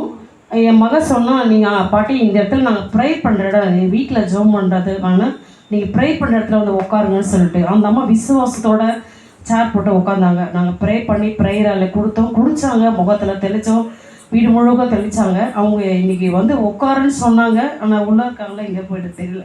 ரொம்ப எதிர்பார்ப்போடு இருந்தாங்க, எப்போ மீட்டிங் நடத்துவீங்கன்ட்டு. கர்த்தர் அப்படியேப்பட்ட ஒவ்வொரு பேர்த்திற்கும் ஒரு சாட்சிகளாக இந்த இடத்துல கர்த்தர் கொண்டு வந்திருக்காங்க. நன்றி செலுத்துகிறேன். நாங்களும் நிற்பது கர்த்தரோட சுத்த கிருபை. கடந்த மாதம் பார்த்திங்கன்னா 2 பேருக்கும் பெலன் வந்துருச்சு, கால் நடக்க முடியாத ஒரு வீக்கம். ஆனாலும் கர்த்தர் எங்களுக்கு நிற்க, நடக்க, உண்ண, உறங்க, ஓட எல்லாவற்றுக்கும் அவர் பெலனை கொடுத்து எங்களுக்கு ஜீவனை கொடுத்து இந்த இடத்துல சாட்சியாக வச்சிருக்க கிருபைக்காக நன்றி செலுத்துகிறேன். ஆமென். கர்த்தர் நல்லவர். இன்றைக்கு எடுக்கப்படும் சிறப்பு காணிக்கையானது எங்களுடைய ஆங்கில ஐக்கிய சங்கத்தினுடைய, அதாவது மேற்கூரை பணிக்காக நாங்கள் ஒரு கேரம் போட்டினை 2ஆம் தேதி நாங்கள் நடத்துகிறோம். அதற்காக இந்த சிறப்பு காணிக்கை நம்ம மகள்கள் வந்து இப்போ 2 பேரும் பாடும்பொழுது ஜார்ஜ் ரேவதி அவருடைய பிள்ளைகள், நீங்கள் கறந்தட்டினா தான் வருவாங்களாம் பாருங்க. ஓகே, அவங்க பாடும்போது கர்த்தருக்காக நீங்கள் கொடுங்கள். என் மேற்கூரை பணிக்காக நம்ம நலமை பெண் ஊழியத்தின் சார்பாக நாம் இன்றைக்கு கொடுக்க போகிறோம் ஆங்கில ஐக்கிய சங்கத்திற்கு. வாங்க குட்டீஸ்.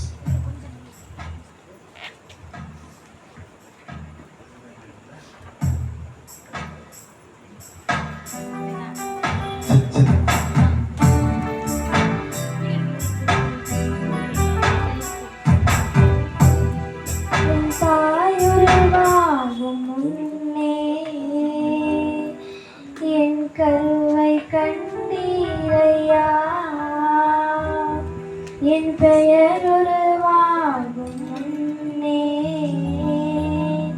பெயர் சொல்லி அழைத்தீரையா. என் தாய் உருவாகும் முன்னே என் கருவை கண்டீரையா. என் பெயர் உருவாகும் முன்னே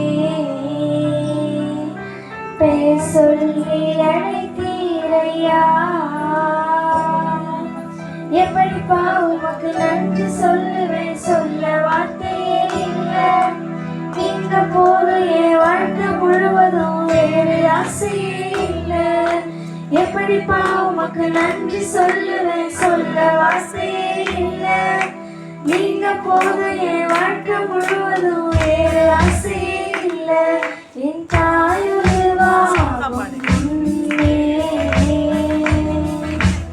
என் கருவை கண்டீரையா.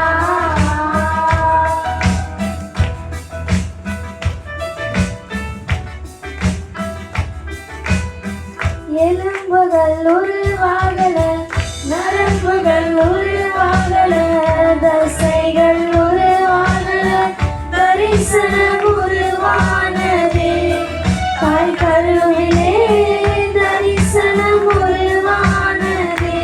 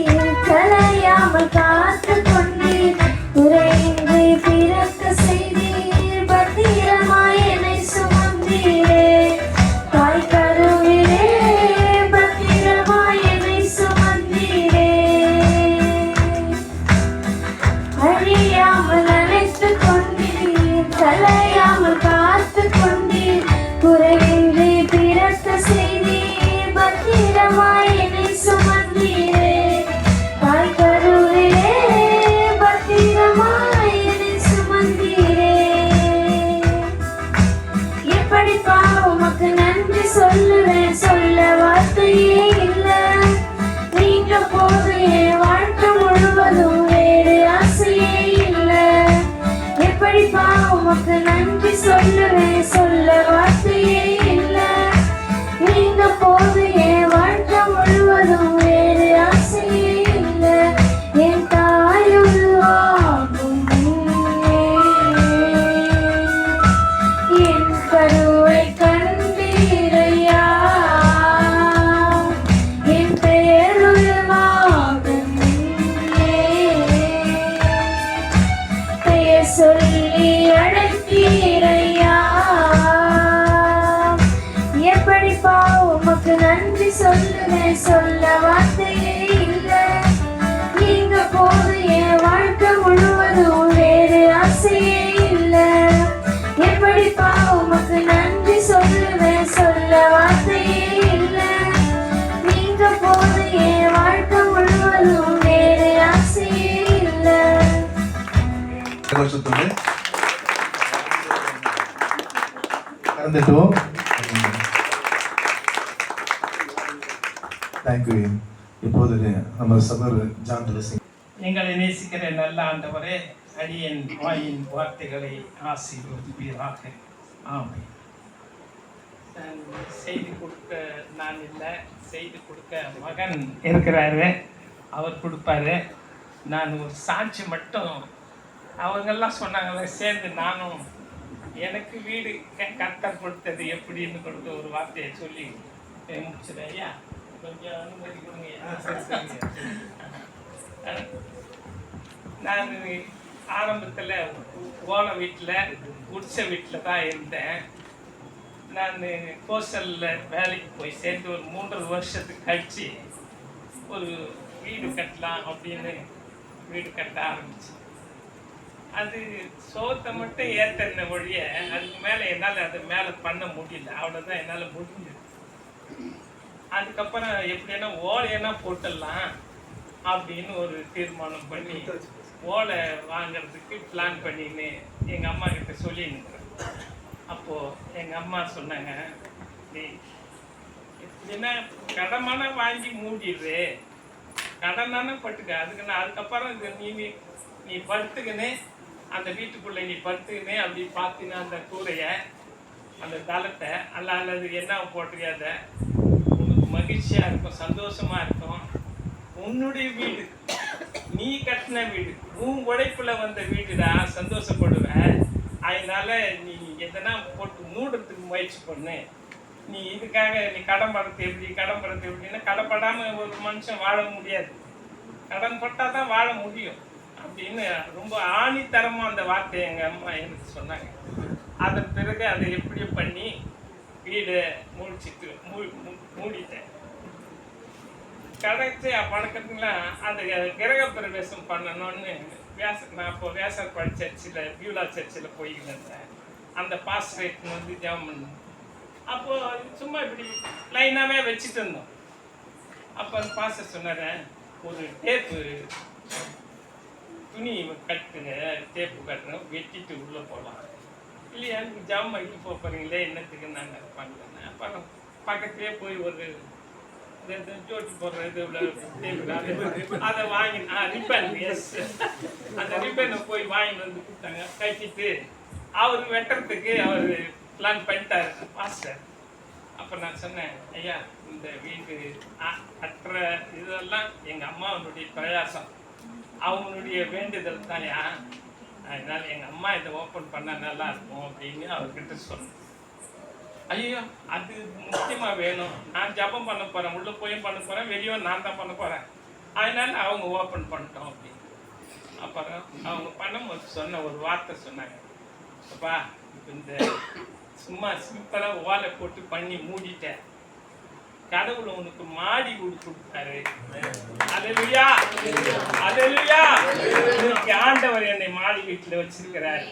நான் மட்டும் இல்லை, என் மகனும் மாடி வீட்டில் வச்சுங்கிறார். பிரியமானவர்களே, இங்கே சொன்ன ஒரு சகோதரி அந்த மாமனார் மாமியாரை கூட என் தாயை போல நேசிக்கிறேன்னு சொன்னாங்க. பார்த்தீங்களா, அந்த அம்மா கொடா கொடியாக பெருகணும், ஆசீர்வாதமாக இருக்கணும், தேவன் அவர்களை ஆசீர்வாதம். அந்த மனோபக்குவத்தில் அந்த பொறுப்பு வரணும். ஒரு சகோதரிகளுக்கும் ஒரு மாற்றான் தாய் அப்படின்னு நினைக்காதபடி தன் தாய் தகப்பன் என்று நினைக்கும் போது நீ நிச்சயமாய் ஆசீர்வதிக்கப்படுவாய். நீ வருகையிலும் ஆசீர்வதிக்கப்படுவாய், நீ போகையிலும் ஆசீர்வதிக்கப்படுவாய். தேவன் உன்னை ஆசீர்வதிப்பார். அப்பேற்பட்ட காரியம் என் தாயார் எனக்கு சொன்ன அந்த ஆலோசனையினால இன்னைக்கு ஒரு நல்ல வசதியா என் பிள்ளைகள் வசதியா வீடு கட்டி நல்லா இருக்கிறாங்க. எல்லா வாழ்விலும் இன்பமா இருக்கிறார்கள், மகிழ்ச்சியா இருக்கிறார்கள் பிரியமானவர்கள். அதனால தாய் தகப்பனுடைய ஆலோசனை மிக மிக மிக அவசியம், ஆசீர்வாதமும் அவசியம். கர்த்தர் தாமே இந்த வார்த்தைகளை ஆசீர்வதிப்பாராக. ஆமாம். ரமேஷ் பிரதர் நான் மேலே அடிக்கிறேன். அவருடைய கரத்தினாலே இந்த நினைவு பரிசினை செய்தியாளருக்கும் அவருடைய தகப்பனாருக்கும் ஆங்கில இலக்கியத்தின் சங்கத்தின் சார்பாக அவர் வழங்குவார்.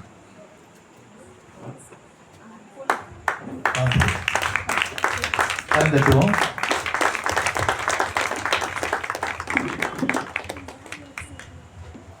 தினகரன் பிரதர் வந்து பார்த்தீங்கன்னா உண்மையாகவே எங்களுடைய வாலிபர் ஐக்கியத்திற்கு, அதாவது என்னுடைய கல்லூரியில பெயர் செல்வம் ஒன்று நடத்துகிறோம். அதற்கும் நான் அழைக்கும் போதும் சரி, என்எஸ்எஸ் சார்பாக அழைக்கும் போதும் சரி, அந்த நேரத்தை அவர் கரெக்டாக ஒதுக்கிடுவார். பிள்ளைகளுக்கு எந்த மெசேஜ்னாலும் நம்ம வந்து செய்யணும் அப்படி பிரதர்ன்னு சொல்லிட்டு இது வரைக்கும் நான் கூப்பிட்டு எந்த ஒரு நிகழ்வும் அவர் வந்து தடை பண்ணதே கிடையாது. அவர் முன்னாடி நிற்பார். உண்மையாகவே அவருடைய அந்த இருதயத்தை நினைவுகளை கர்த்தர் ஆசீர்வதித்திருக்கார். இன்றைக்கு கூட அற்புதமான செய்தியோடு வந்திருக்கிறார். கர்த்தர் தாமே உங்களுடைய கரகஸ்தன் அவரை நான் வரவேற்கிறேன். கர்த்தருடைய செய்திக்கு நாம் கடந்து போவோம். அன்பு சகோதர சகோதரிகள் யாவருக்கும் இரட்சகராகிய இயேசு கிறிஸ்துவின் இனிய நாமத்தினாலே வாழ்த்துதல்களையும் ஸ்தோத்திரங்களையும் தெரிவித்துக் கொள்கின்றேன். அடியனுக்கு இந்த வாய்ப்புகளை நல்கிய கர்த்தருக்கு எல்லா துதி கன மகிமையும் செலுத்துகின்றேன். குறிப்பாக இந்த ஊழியத்திலே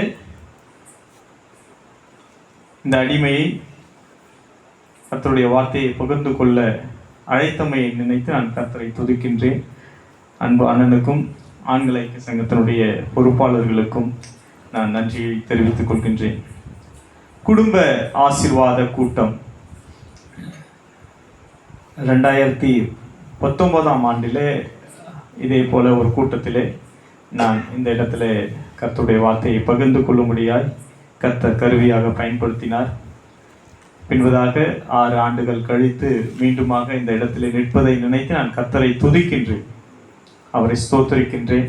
பல்வேறு இடங்களிலே கர்த்தர் பயன்படுத்தினாலும் நமது பகுதியிலே ஒரு வெளிரங்கமான இடத்திலே கர்த்தர் பயன்படுத்துவது என்பது உண்மையிலே கர்த்தருக்குள்ளாக மகிழ்ச்சியாக இருக்கிறது. நாம் கண்களை மூடி நாம் அவரை நோக்கி பார்த்து நாம் கர்த்தருடைய வார்த்தைகளை கடந்து போவோம். Praise Jesus.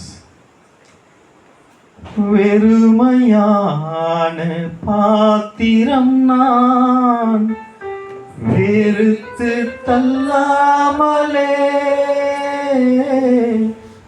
நீரம்பி வழியும் பாத்திரமா விளங்க செய்திடுமே.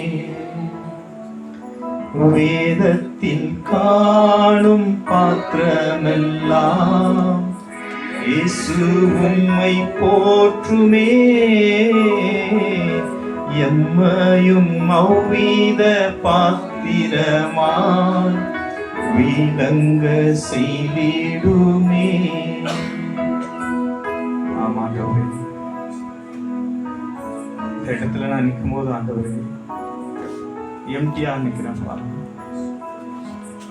எது நோக்கி காத்து கொண்டிருக்கிறவர்களுக்கு உங்களுடைய வார்த்தையை நீர் கொண்டு வருவீர் என்ற விசுவாசத்தோடு சுவாமி இந்த இடத்துல நானும் இணைந்து அப்பா உங்களுடைய வார்த்தையை ஏங்கி கேட்கும்படியாக காத்து கொண்டிருக்கிறேன் சுவாமி.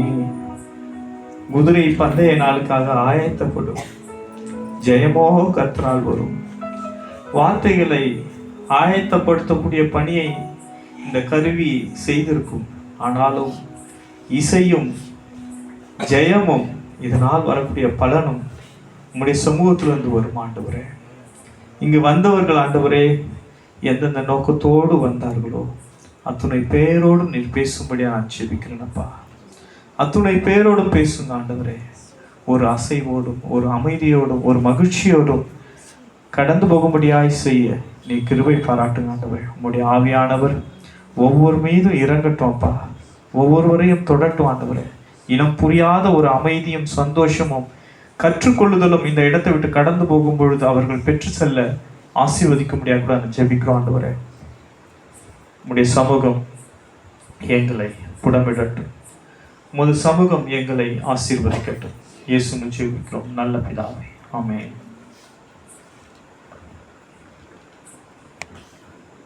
இன்றைய நாளிலே இந்த குடும்ப ஆசீர்வாத கூட்டத்திலே நேரத்தின் அருமை கருதி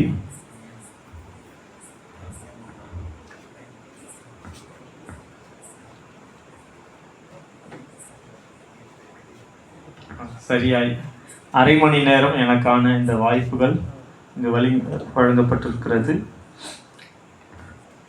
குடும்ப ஆசீர்வாத கூட்டம்.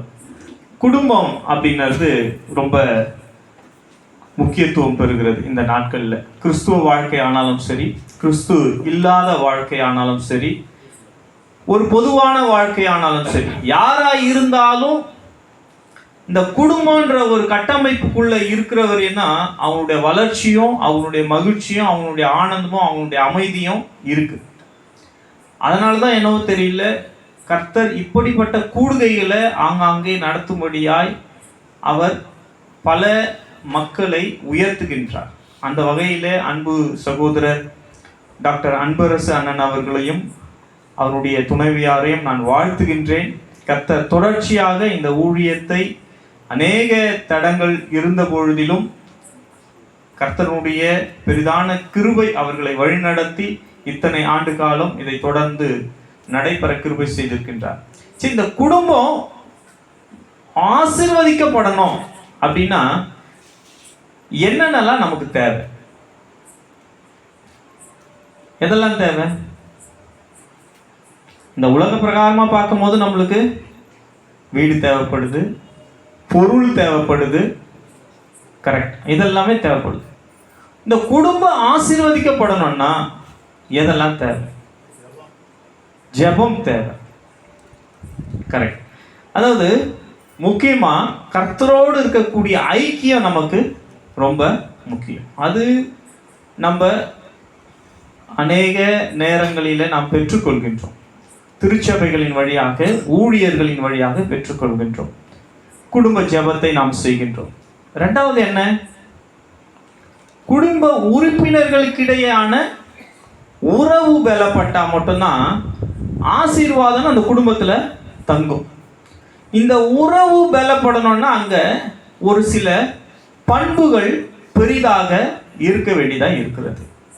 இந்த பண்புகளின் வரிசைகளை ஒரு சிலவற்றை மாற்றும் நான் உங்களோடு பகிர்ந்து கொள்ள வாஞ்சிக்கின்றேன். குறிப்பான பண்பு நம்மளுக்கெல்லாம் ரெகுலரா தெரியுது, அன்பு. அன்பு தான் என்ன பண்ணும்? சகலத்தையும் தாங்கும், சகலத்தையும் சகிக்கும், சகலத்தையும் நம்பும். இப்படி சொல்லினே போலாம். இது எல்லாமே நம்மளுக்கு தெரியும். அதுக்கப்புறம் வேற என்ன தேவை குடும்ப ஆசீர்வாதத்துக்கு? அன்பை தாண்டி சமாதானம் தேவை. அன்பு சகோதரி சொன்ன சாட்சி, 3 ஆண்டுகள் நாங்க யாருக்கிட்ட என்ன பண்ணல, பேச.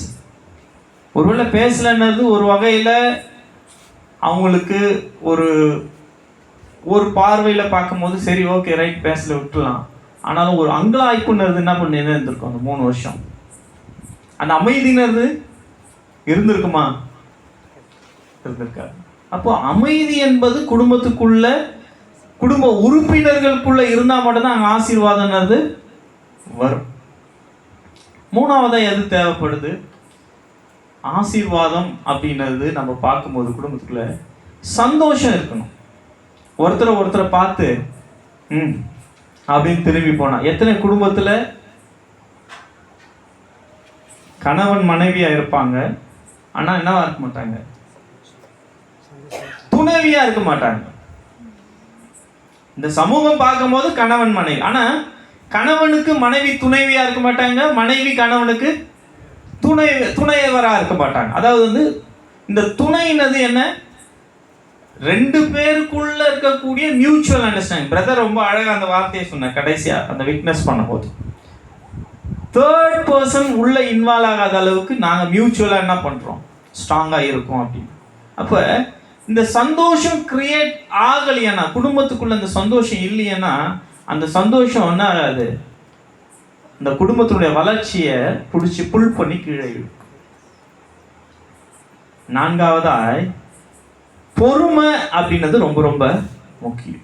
எங்க ஸ்டார்ட் ஆகும் பிரச்சனை, குடும்பத்துல இந்த சந்தோஷம் இழப்பதற்கு எது காரணமா இருக்கும், சமாதானம் போவதற்கு எது காரணமா இருக்கும், அன்பு முறிவுக்கு எது காரணமா இருக்குன்னா இந்த பொறுமையின்மை. இந்த நாளில உங்களோடு பேசும்படியாய் எனக்கு சில நாளுக்கு முன்பதாக சொல்லப்பட்டது. நான் அப்போ ஏற்கனவே நான் ஒரு ஒரு ஒரு புத்தகம் எழுதணுன்றதுக்காக ஒரு ஒரு ஒரு ஆர்டிக்கல் ரெடி பண்ணிட்டு வந்துட்டு இருக்கேன். இந்த ஹார்ட், இருதயத்தினுடைய காரியங்கள் எல்லாம், அதில் ஒரு காரியத்தை குறித்து நான் பேசிடலாம் அப்படின்னு என்னுடைய மாம்சத்துக்குள்ள நினச்சி அதுக்கான காரியங்கள் நம்மளோட எடுத்து என்னோட டைரிஸை எடுத்து திருப்ப ஆரம்பித்தேன்.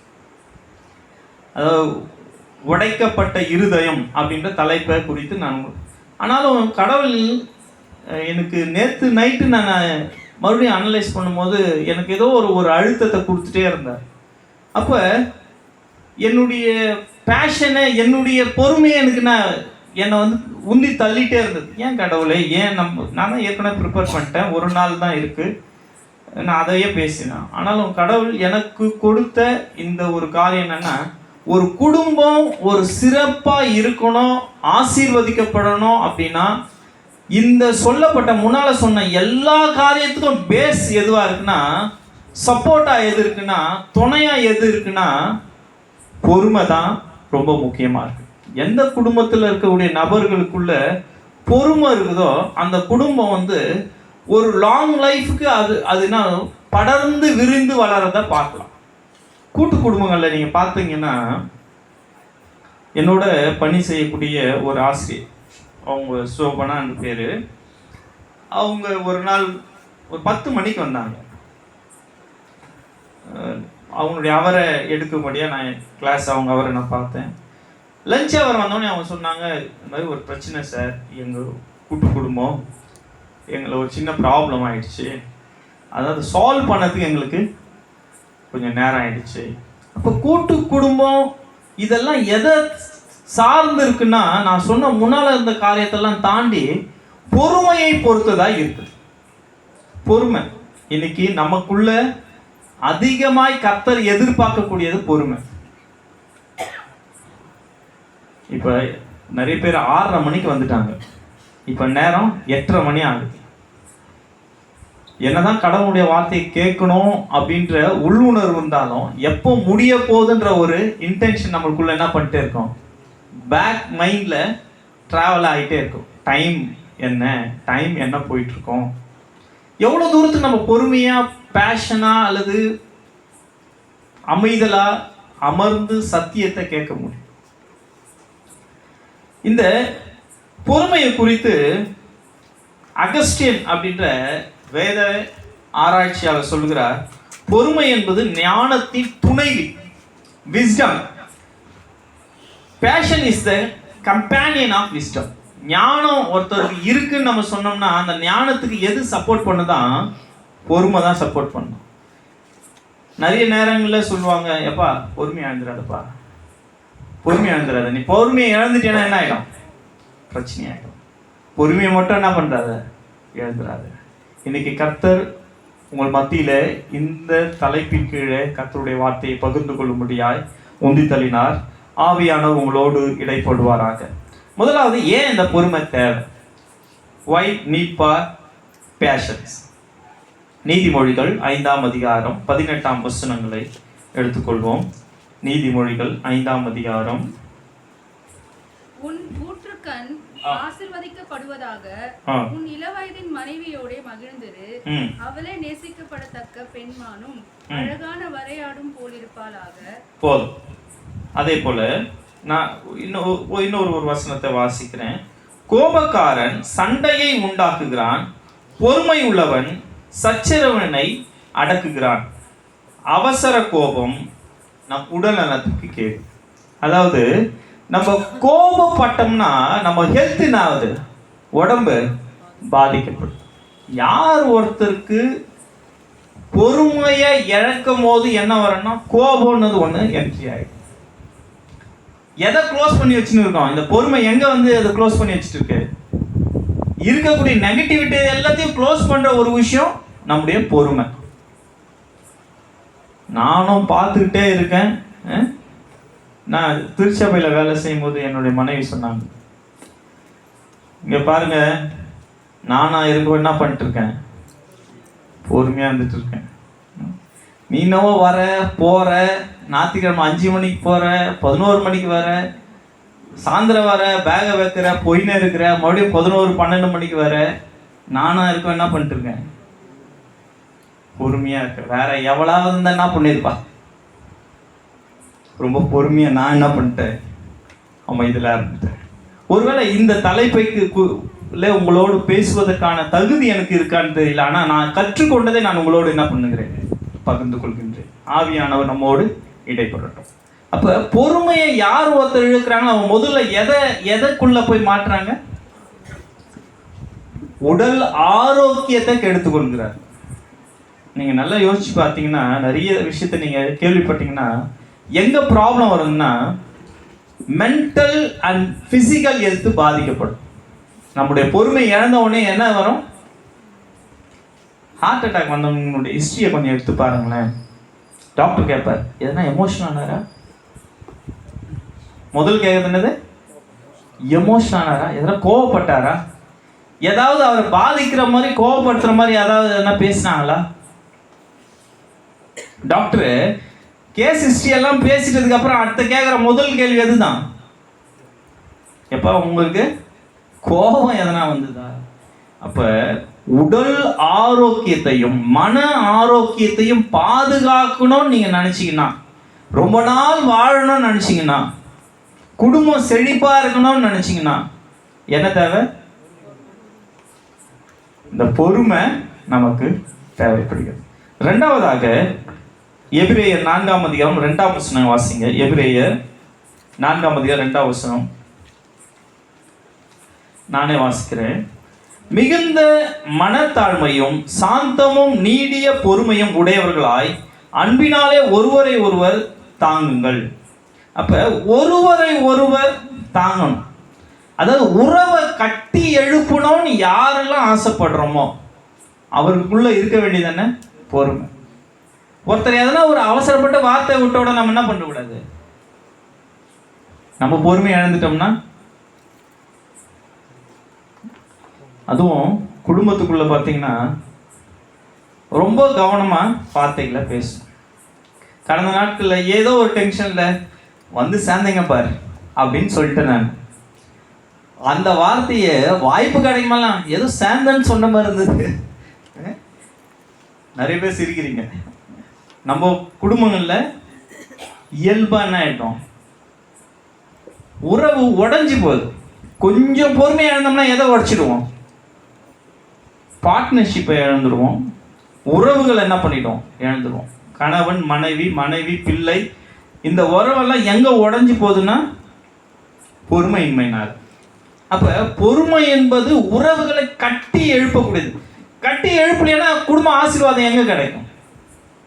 மனசுக்குள்ள வலியோட இருக்கக்கூடியவங்க என்னதான் கார்ல வந்து இறங்கினாலும், என்னதான் பெருசா பணம் வச்சிருந்தாலும் மனசுல என்ன இருக்காது, நிம்மதி இருக்காது.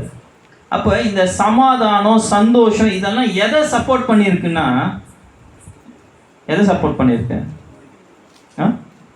பொறுமையை சப்போர்ட் பண்ணி. இப்ப தளம் நிக்குதுன்னா தளத்துல கம்பி உள்ள இருக்கு, காங்கிரீட் இருக்கு, இதனாலதான் அது நிக்குது. அதனால நான் மேலே ஏறி நிற்கிறோம்.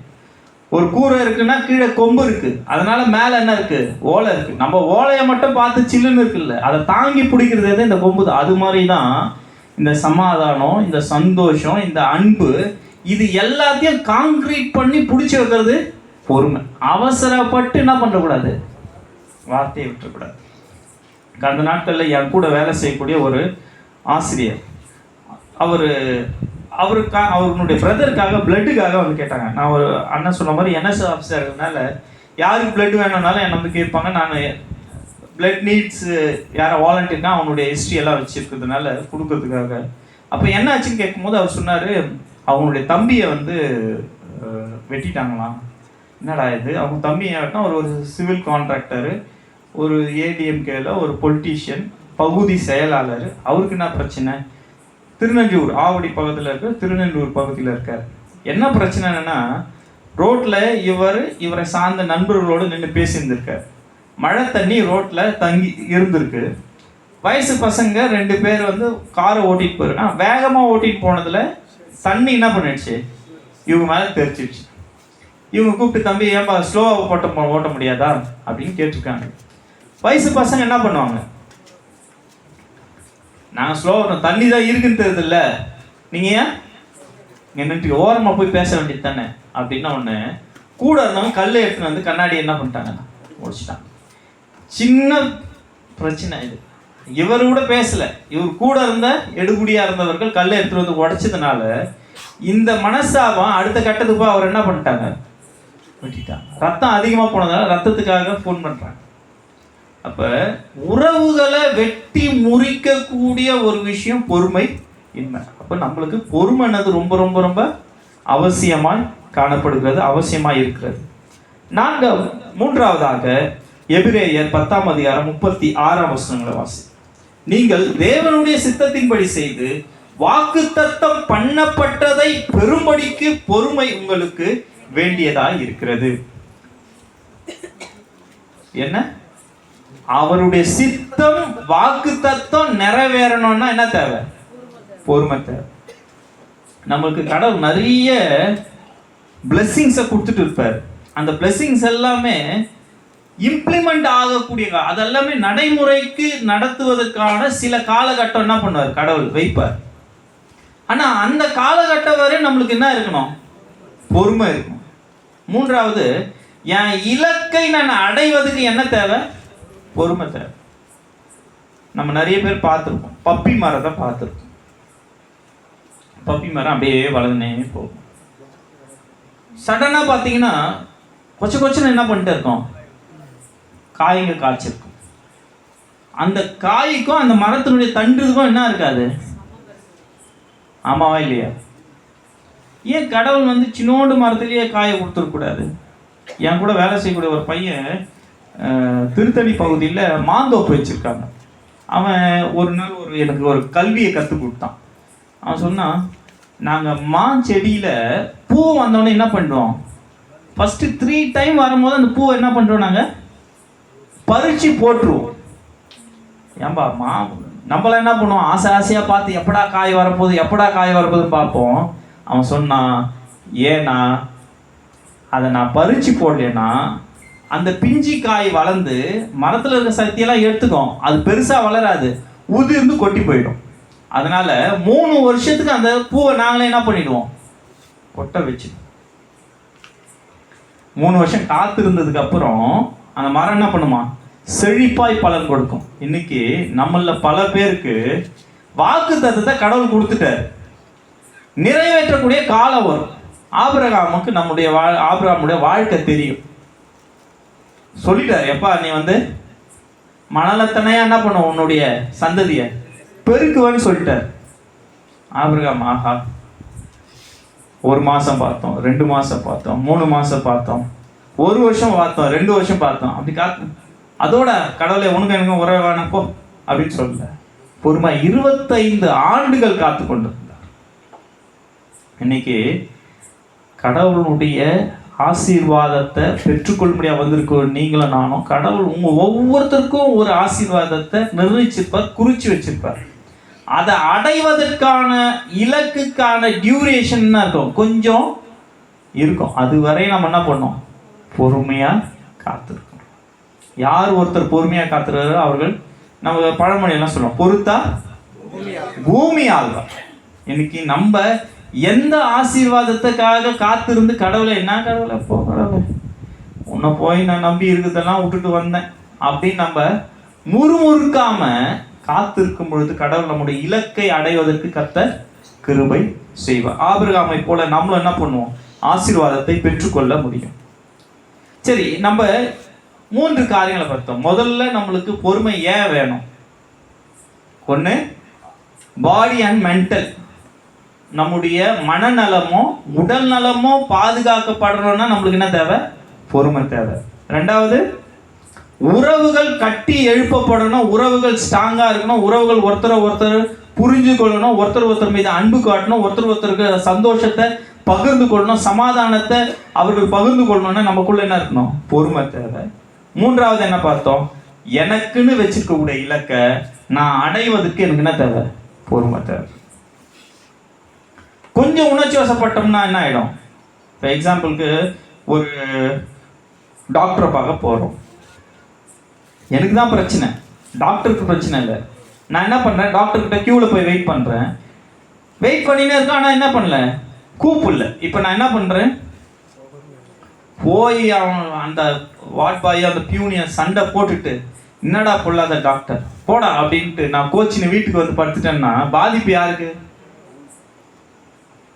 பொறுமை நமக்குள்ள இருக்கும் பொழுது நாம் பாதுகாக்கப்படுகிறோம் என்பதை மாத்திரம் நாம் உணர்ந்து. சரி, இந்த பொறுமை இவ்வளவு தூரம் இது எல்லாமே நான் பேசக்கூடிய இந்த சத்தியத்தை எல்லாமே உங்களுக்கு எல்லாருக்குமே தெரிஞ்சிருக்கும். ஆனாலும் பொறுமையை இருக்க முடியலையே. கொஞ்சத்துல கோபம் வந்துடுது. என் கூட ஒரு சார் சொல்லுவார், எப்படிதான் இவனுங்களை கட்டிங் மைக்கிறியா தெரியலப்பா. நானா இருந்தா என்ன பண்ணுவேன்? அவர் லேப்ல இருக்கிறவரு, அவர்கிட்ட அதிகமாக பசங்க போகிறது கிடையாது. நானா இருந்தால் அவனை ஓங்கி அப்பு அப்படின்னு என்ன பண்ணுறேன்? அப்பிடுவேன், பிள்ளைங்களா இருங்க அப்படின்னு. ஆனால் நம்ம அது மாதிரி டீல் பண்ண முடியாது. ஆனால் அதையே மீறி பிள்ளைகள் ஏதாவது செய்யும் போது நமக்கு என்ன ஆயிடுது? ஒரு விஷயத்த சொன்னோம்னா அது செய்யலன்னும் போது நம்மளால. அப்போ இந்த பொறுமையை எப்படி நம்ம காத்துக்கொள்வது, எப்படி இந்த பொறுமையை நாம் வளர்த்து கொள்வது என்பதை சில வசனங்களின் அடிப்படையில் நான் உங்களோடு பகிர்ந்து கொள்ள விரும்புகிறேன். ரோமர் 7ஆம் அதிகாரம் 18ஆம் வசனம். ரோமர் 7ஆம் அதிகாரம் 18ஆம். நன்மை செய்ய வேண்டும் என்ற விருப்பம் என்னிடத்தில் இருக்கிறது, நன்மை செய்வதோ என்னிடத்தில் இல்லை. பொதுவாக நம்மளுடைய மனசு எப்படி செயல்பட்டு இருக்குன்னா, எனக்கு தெரியும், எனக்கு இதெல்லாம் தெரியும், ஆனால் நான் என்ன பண்ணிட்டு தான் இருக்கேன்? பொறுமையாக தான் இருந்துட்டு இருக்கேன். பொறுமையா இல்லைன்னா இந்த மனுஷன் கூட வாழ முடியுமா? பொறுமையா இல்லைன்னா இவர் கூட குப்பியை கொட்டி இருக்க முடியுமா? அப்படின்னு பேசுறவங்க நிறைய பேர். ஆனால் பொறுமை இன்மையோட தான் என்ன பண்ணிட்டு இருக்கோம்? டிராவல் ஆகிட்டு இருக்கோம். அப்போ பொறுமையை வளர்த்துக்கணும் அப்படின்னா முதல்ல அக்செப்ட் அவர் வீக்னஸ். முதல்ல நான் பொறுமை இன்மையில இருக்கு என்பதை யார் ஒருத்தர் ஒத்துக்கிறாங்களோ அவங்களால மட்டும்தான் என்ன பண்ண முடியும்? கான்சியஸ்னஸாக செயல்படவே முடியும். இப்போ நான் நீ கொஞ்சம் பொறுமை இல்லைடா அப்படின்னு உன் மனசு சொன்ன என்ன பண்ணிட்டே இருக்கும்? எங்கள் பசங்க சொல்லுவானுங்க, சார் கொந்தளிச்சிடாதீங்க சார், சார் கொஞ்சம் கொந்தளிச்சிட்டா. ஏதோ ஒரு காமெடி. அது கோவப்படும் போது ஹெச்ஓடி வந்து அப்படி சத்தம் போடாம, சார் கொந்தளிக்கிறாங்க கொந்தளிக்கிறாங்க கொந்தளிக்கிறாங்க. அவங்க கொந்தளிக்கும் போதெல்லாம் கோவப்படும் போதெல்லாம் என்ன பண்ணுவாங்க? வார்த்தைகளை என்ன பண்ணுவாங்க? குட்டிடுவாங்க. அப்போ நம்ம வாழ்க்கையில் வளரணும், வளர்ச்சி அடையணும், குடும்பம் செழிக்கணும்னா ஃபர்ஸ்ட் அக்செப்ட் அவர் வீக்னஸ். என்னுடைய காரியங்களை எப்பா நான் பொறுமையின்மையில தான் இருக்கேன் அப்படின்னு வாயால் நம்ம சொன்னோம்னா நம்முடைய சிந்தனையில் ஆவியானவர் என்ன பண்ணுவார்? செயல்பட்டுட்டே இருப்பார். எப்பெல்லாம் நம்ம கோபம் வருதோ அப்பெல்லாம் எப்பா நீ கொஞ்சம். நான் ஒரு ஷார்ட்ஸ் பார்த்தேன். நடிகை ரோஜா அப்படின்ற ஒரு நடிகை அவங்களுடைய குடும்பத்தினுடைய காரியத்தை சொல்கிறாங்க. என் கணவர் எப்பெல்லாம் கோபம் வருதோ அப்போல்லாம் நான் என்ன பண்ணுவார்? அவர் கதவை சாத்திட்டு உள்ளே போய் இருந்துருவார். 2 மணி நேரம் 1 மணி நேரம் கழித்து அவரே வந்து என்கிட்ட என்ன பண்ணுவார்? பேசுவார் அப்படின்னு. அது சொல்லிட்டு அடுத்த லைன் சொல்கிறாங்க. காரணம் என்னன்னா, அவர் திட்டினார்னா அவரு தான் என்கிட்ட வந்து என்ன பண்ணுவார்? சாரி கேட்டு என்கிட்ட வந்து கெஞ்சுவார். அதை விட எதுக்கு பிரச்சனைன்னு அவர் என்ன பண்ணுவார்? உள்ளே போய் கதவை சாத்திடுவார். ஆனால் உண்மை என்னன்னா, கோபம் வருது இல்லை என்னால் பொறுமையாக இருக்க முடியாதுன்னா நான் என் மனசாட்சிக்கு நான் சொல்லினோம், என்னுடைய உணர்வுகளுக்கு சொல்லினோம் நான் பொறுமை இல்லாதவன். இறைவா எனக்கு என்ன பண்ணுங்க, பொறுமையாக கொடுங்க. ஆவியானவரை எனக்கு பொறுமையாக கொடுங்க. அப்போ முதல்ல பொறுமையை காத்துக்கொள்ளணும், கற்றுக்கொள்ளணும்னா ஃபர்ஸ்ட் என்ன தேவைப்படுது? அக்செப்ட் பண்ணிக்கணும். எனக்கு பொறுமை இல்லைன்றதை நாம் அக்செப்ட் பண்ணணும். ரெண்டாவதாக பிலிப்பியர் 2ஆம் அதிகாரம் 3ஆம் வசனம்.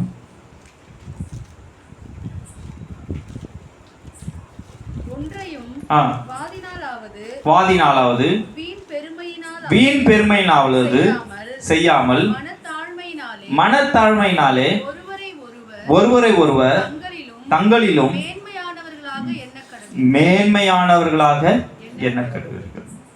இந்த ஒரே ஒரு வசனத்தை நம்ம மடம் பண்ணிட்டோம்னா நமக்கு என்ன, வாழ்க்கையில பாதி பிரச்சனை குறைஞ்சிடும். பாதி பிரச்சனை குறைஞ்சிடும். இந்த ஒரே ஒரு வசனத்தை மனப்பாடம் மட்டும்னா, வீண் பெருமைனாவது செய்யாமல் மனத்தாழ்மையிலே ஒருவரை ஒருவர் தங்களிலே மேன்மையானவர்களாக என்ன கெடுவீர்கள். இப்போ எக்ஸாம்பிளுக்காக சொல்றேன். என் பையன் என்னை போட்டு அடிச்சுனே இருக்கான். நான் முதல் அடி வாங்குறேன், 2வது அடி வாங்குறேன், 3வது அடி வாங்குறேன், 4வது அடி வாங்குறேன். அது வரையில என் உணர்வு என்ன சொல்லிட்டு இருக்கோம், மகன் குழந்தை தெரியாம அடிக்குது. மறுபடியும் அடிக்கும் போது மறுபடியும் என்ன பண்ணும், தெரியாம அடிக்குது. ஒரு கட்டத்துல என் உணர்வு, நீ ஒரு வாதியாரு, உன்னை ஒருத்தன் என்ன பண்ணிட்டு இருக்கான், அடிச்சுட்டு இருக்கான், நீ அமைதியா இருக்க. ஆட்டோமேட்டிக்கா என் உணர்வு என்ன பண்ணும், இழுத்து. அப்போ என் ஈகோ என்ன ஹிட் பண்ணாத வரையில என் பொறுமை என்ன ஆகிட்டே இருக்கும், எனக்குள்ள தாழ்ந்து இருந்துன்னே இருக்கும். நான் பெரிய ஆளுன்னு என் உணர்வு எனக்கு டீச் பண்ணாத வரையும் பிரச்சனையே கிடையாது. அதுதான் வசனம் சொல்லு, தாழ்மையா இருங்க முதல்ல. அப்பா பரவாயில்லப்பா, எத்தனை குடும்பத்தில் பிரச்சனை. ஒரு ஒரு ஒரு ஃபங்க்ஷன் ஒன்று நடக்குதுன்னா ப்ரியாரிட்டி பேஸ் அப்படின்னு ஒன்று இருக்கு. என்னை யாரும் கூப்பிடல, என்னை கேட்கறதுக்கு நாதியில் சிஸ்டர் ஒரு வார்த்தை சொன்னாங்க, என்னை எல்லாம் ரெஸ்பெக்ட் பண்ணி என்ன பண்ணாங்க, இன்வைட் பண்ணாங்க. அந்த ரெஸ்பெக்ட் அண்ட் இன்வைட் அவங்கள என்ன பண்ணியிருக்கு, மனசார கடவுளுக்கு சமூகத்தில் நன்றி சொல்ல முடியாது வச்சிருக்கு. நம்மளுக்கு பல நேரங்களில் ஈகோ என்ன பண்ணிட்டு வச்சுட்டே இருக்கு, நான் யாருக்கிட்ட போனோம், எனக்கு என்ன குறை, எனக்குன்னு எது இல்லை. இந்த சிந்தனை எனக்குள்ள வரும்போது யாருக்கிட்டையும் என்னால் என்ன பண்ண முடியாது, அமைதியா போகவே முடியாது. எனக்குள்ள இருக்கக்கூடிய பெரிதான சிந்தனைகள் எனக்குள்ள பின்னால டிரைவ் ஆகிட்டே இருந்ததுன்னா, என்னை உந்தி தள்ளிட்டே இருந்ததுன்னா என்னால் என்ன பண்ண முடியாது, பொறுமையை காக்கவே முடியாது, உறவுகளை இணைக்கவே முடியாது. அதுதான் வசனம் சொல்லு, தாழ்மையில என்ன பண்ணுங்க, தரித்து பொறுமையை காக்க கடவீர்கள். இதுதான் ரொம்ப கஷ்டம். நம்ம தாழ்மையை கையில எடுத்தாவே நம்மளுக்கு என்ன வந்துடும், பொறுமை. இப்போ நம்ம ஒரு முக்கியமான நபர்னா நம்ம உள்ள என்ட்ரி ஆகும் போதே 4 பேர் எழுந்து நின்னான்னா அக்செப்ட் ஆகிடும். எழுந்து நிற்காம கால் மேலே காலை ஆட்டிட்டு அப்படி காலையை ஆட்டிட்டு இருந்தோம்னா பார்க்குறவங்களுக்கு என்ன தோணும், நம்ம வரோம், நம்ம எப்படிப்பட்டவங்க, நம்ம எவ்வளோ பெரியவங்க, நம்ம எதிர்வே ஒன்றும் இல்லாதவன். இப்போ கம்பேரிசன் வரும், அவன் ஒன்றும் இல்லாதவன், அவன் காலை ஆட்டுறான் அப்படின்னா எவ்வளவு. இங்கே வசனம் அதை தான் சொல்லுது, மேன்மையானவர்களாக என்ன கடுங்க. ஒரு ரொம்ப லோவாக இருக்கக்கூடிய நபரை நம்ம மேன்மையானவர்களாக கருதுறதே கடவுளுடைய பண்பு. அதனால தான் கம்யூனியன் கொடுக்கும்போது ஜீசஸ் என்ன பண்ணாரு, கால்களை கழுவினார். அவங்க பாடத்தை கற்றுக் கொடுத்தாரு. எப்பா நீ எவ்வளோ பெரியவனாவது இரு, எவ்வளோ வேணாவது இரு, நீ வா என்ன பண்ண, காலை கழுவுற. இன்னைக்கு நமக்குள்ள கடவுள் இன்னைக்கு கற்றுத்தந்து இந்த இடத்த விட்டு கடந்து போக முடியாது செய்யக்கூடிய முக்கியமான காரியம் என்னன்னா, தாழ்மையோடு என்ன பண்ணணும், மற்றவர்களை மேன்மைப்படுத்தணும். உங்களை தாழ்த்தி மற்றவர்களை உங்களை தாழ்த்தி மற்றவர்களை மேன்மைப்படுத்தணும். ஒரு நிமிஷம் அப்படியே கண்ணை மூடிட்டப்பா, எங்களை தாழ்த்தி மற்றவர்களை மேன்மைப்படுத்தக்கூடிய தகுதி எங்களுக்கு கொடுங்கன்னு ஒரு நிமிஷம் மட்டும். Beloved God, எங்களை தாழ்த்தணும், மற்றவர்களை மேன்மையாக பார்க்குறோம். இந்த பார்வை எங்களுக்குள்ள, இந்த உணர்வை எங்களுக்குள்ள உங்களுடைய ஆவியானவரை ஊற்றி கொடுங்க சுவாமி. இன்னைக்கு என்னோடு இணைந்து ப்ரேயர் பண்ணுற அத்துணை பேருக்கும் இந்த பிளெஸ்ஸிங்கை இந்த குடும்ப ஆசீர்வாத கூட்டத்தின் வழியாக பெற்றுக்கோகட்டும். நன்றி. மூன்றாவதாக மத்தேயு 7ஆம் அதிகாரம் 12ஆம் வசனத்தை வாசிப்போம்.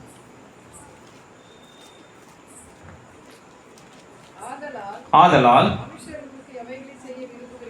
மனுஷர் உங்களுக்கு எவைகளை செய்ய விரும்புகிறீர்களோ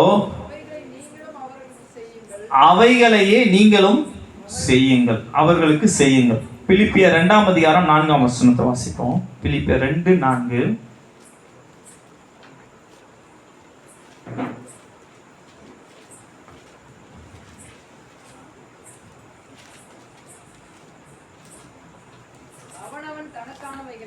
அவனவன் தனக்கானவைகளை அல்ல பிறருக்கானவைகளை நோக்குவானாக. ரொம்ப முக்கியமான விஷயம் என்னன்னா, நம்மளுக்கு பொறுமை வேணும்னா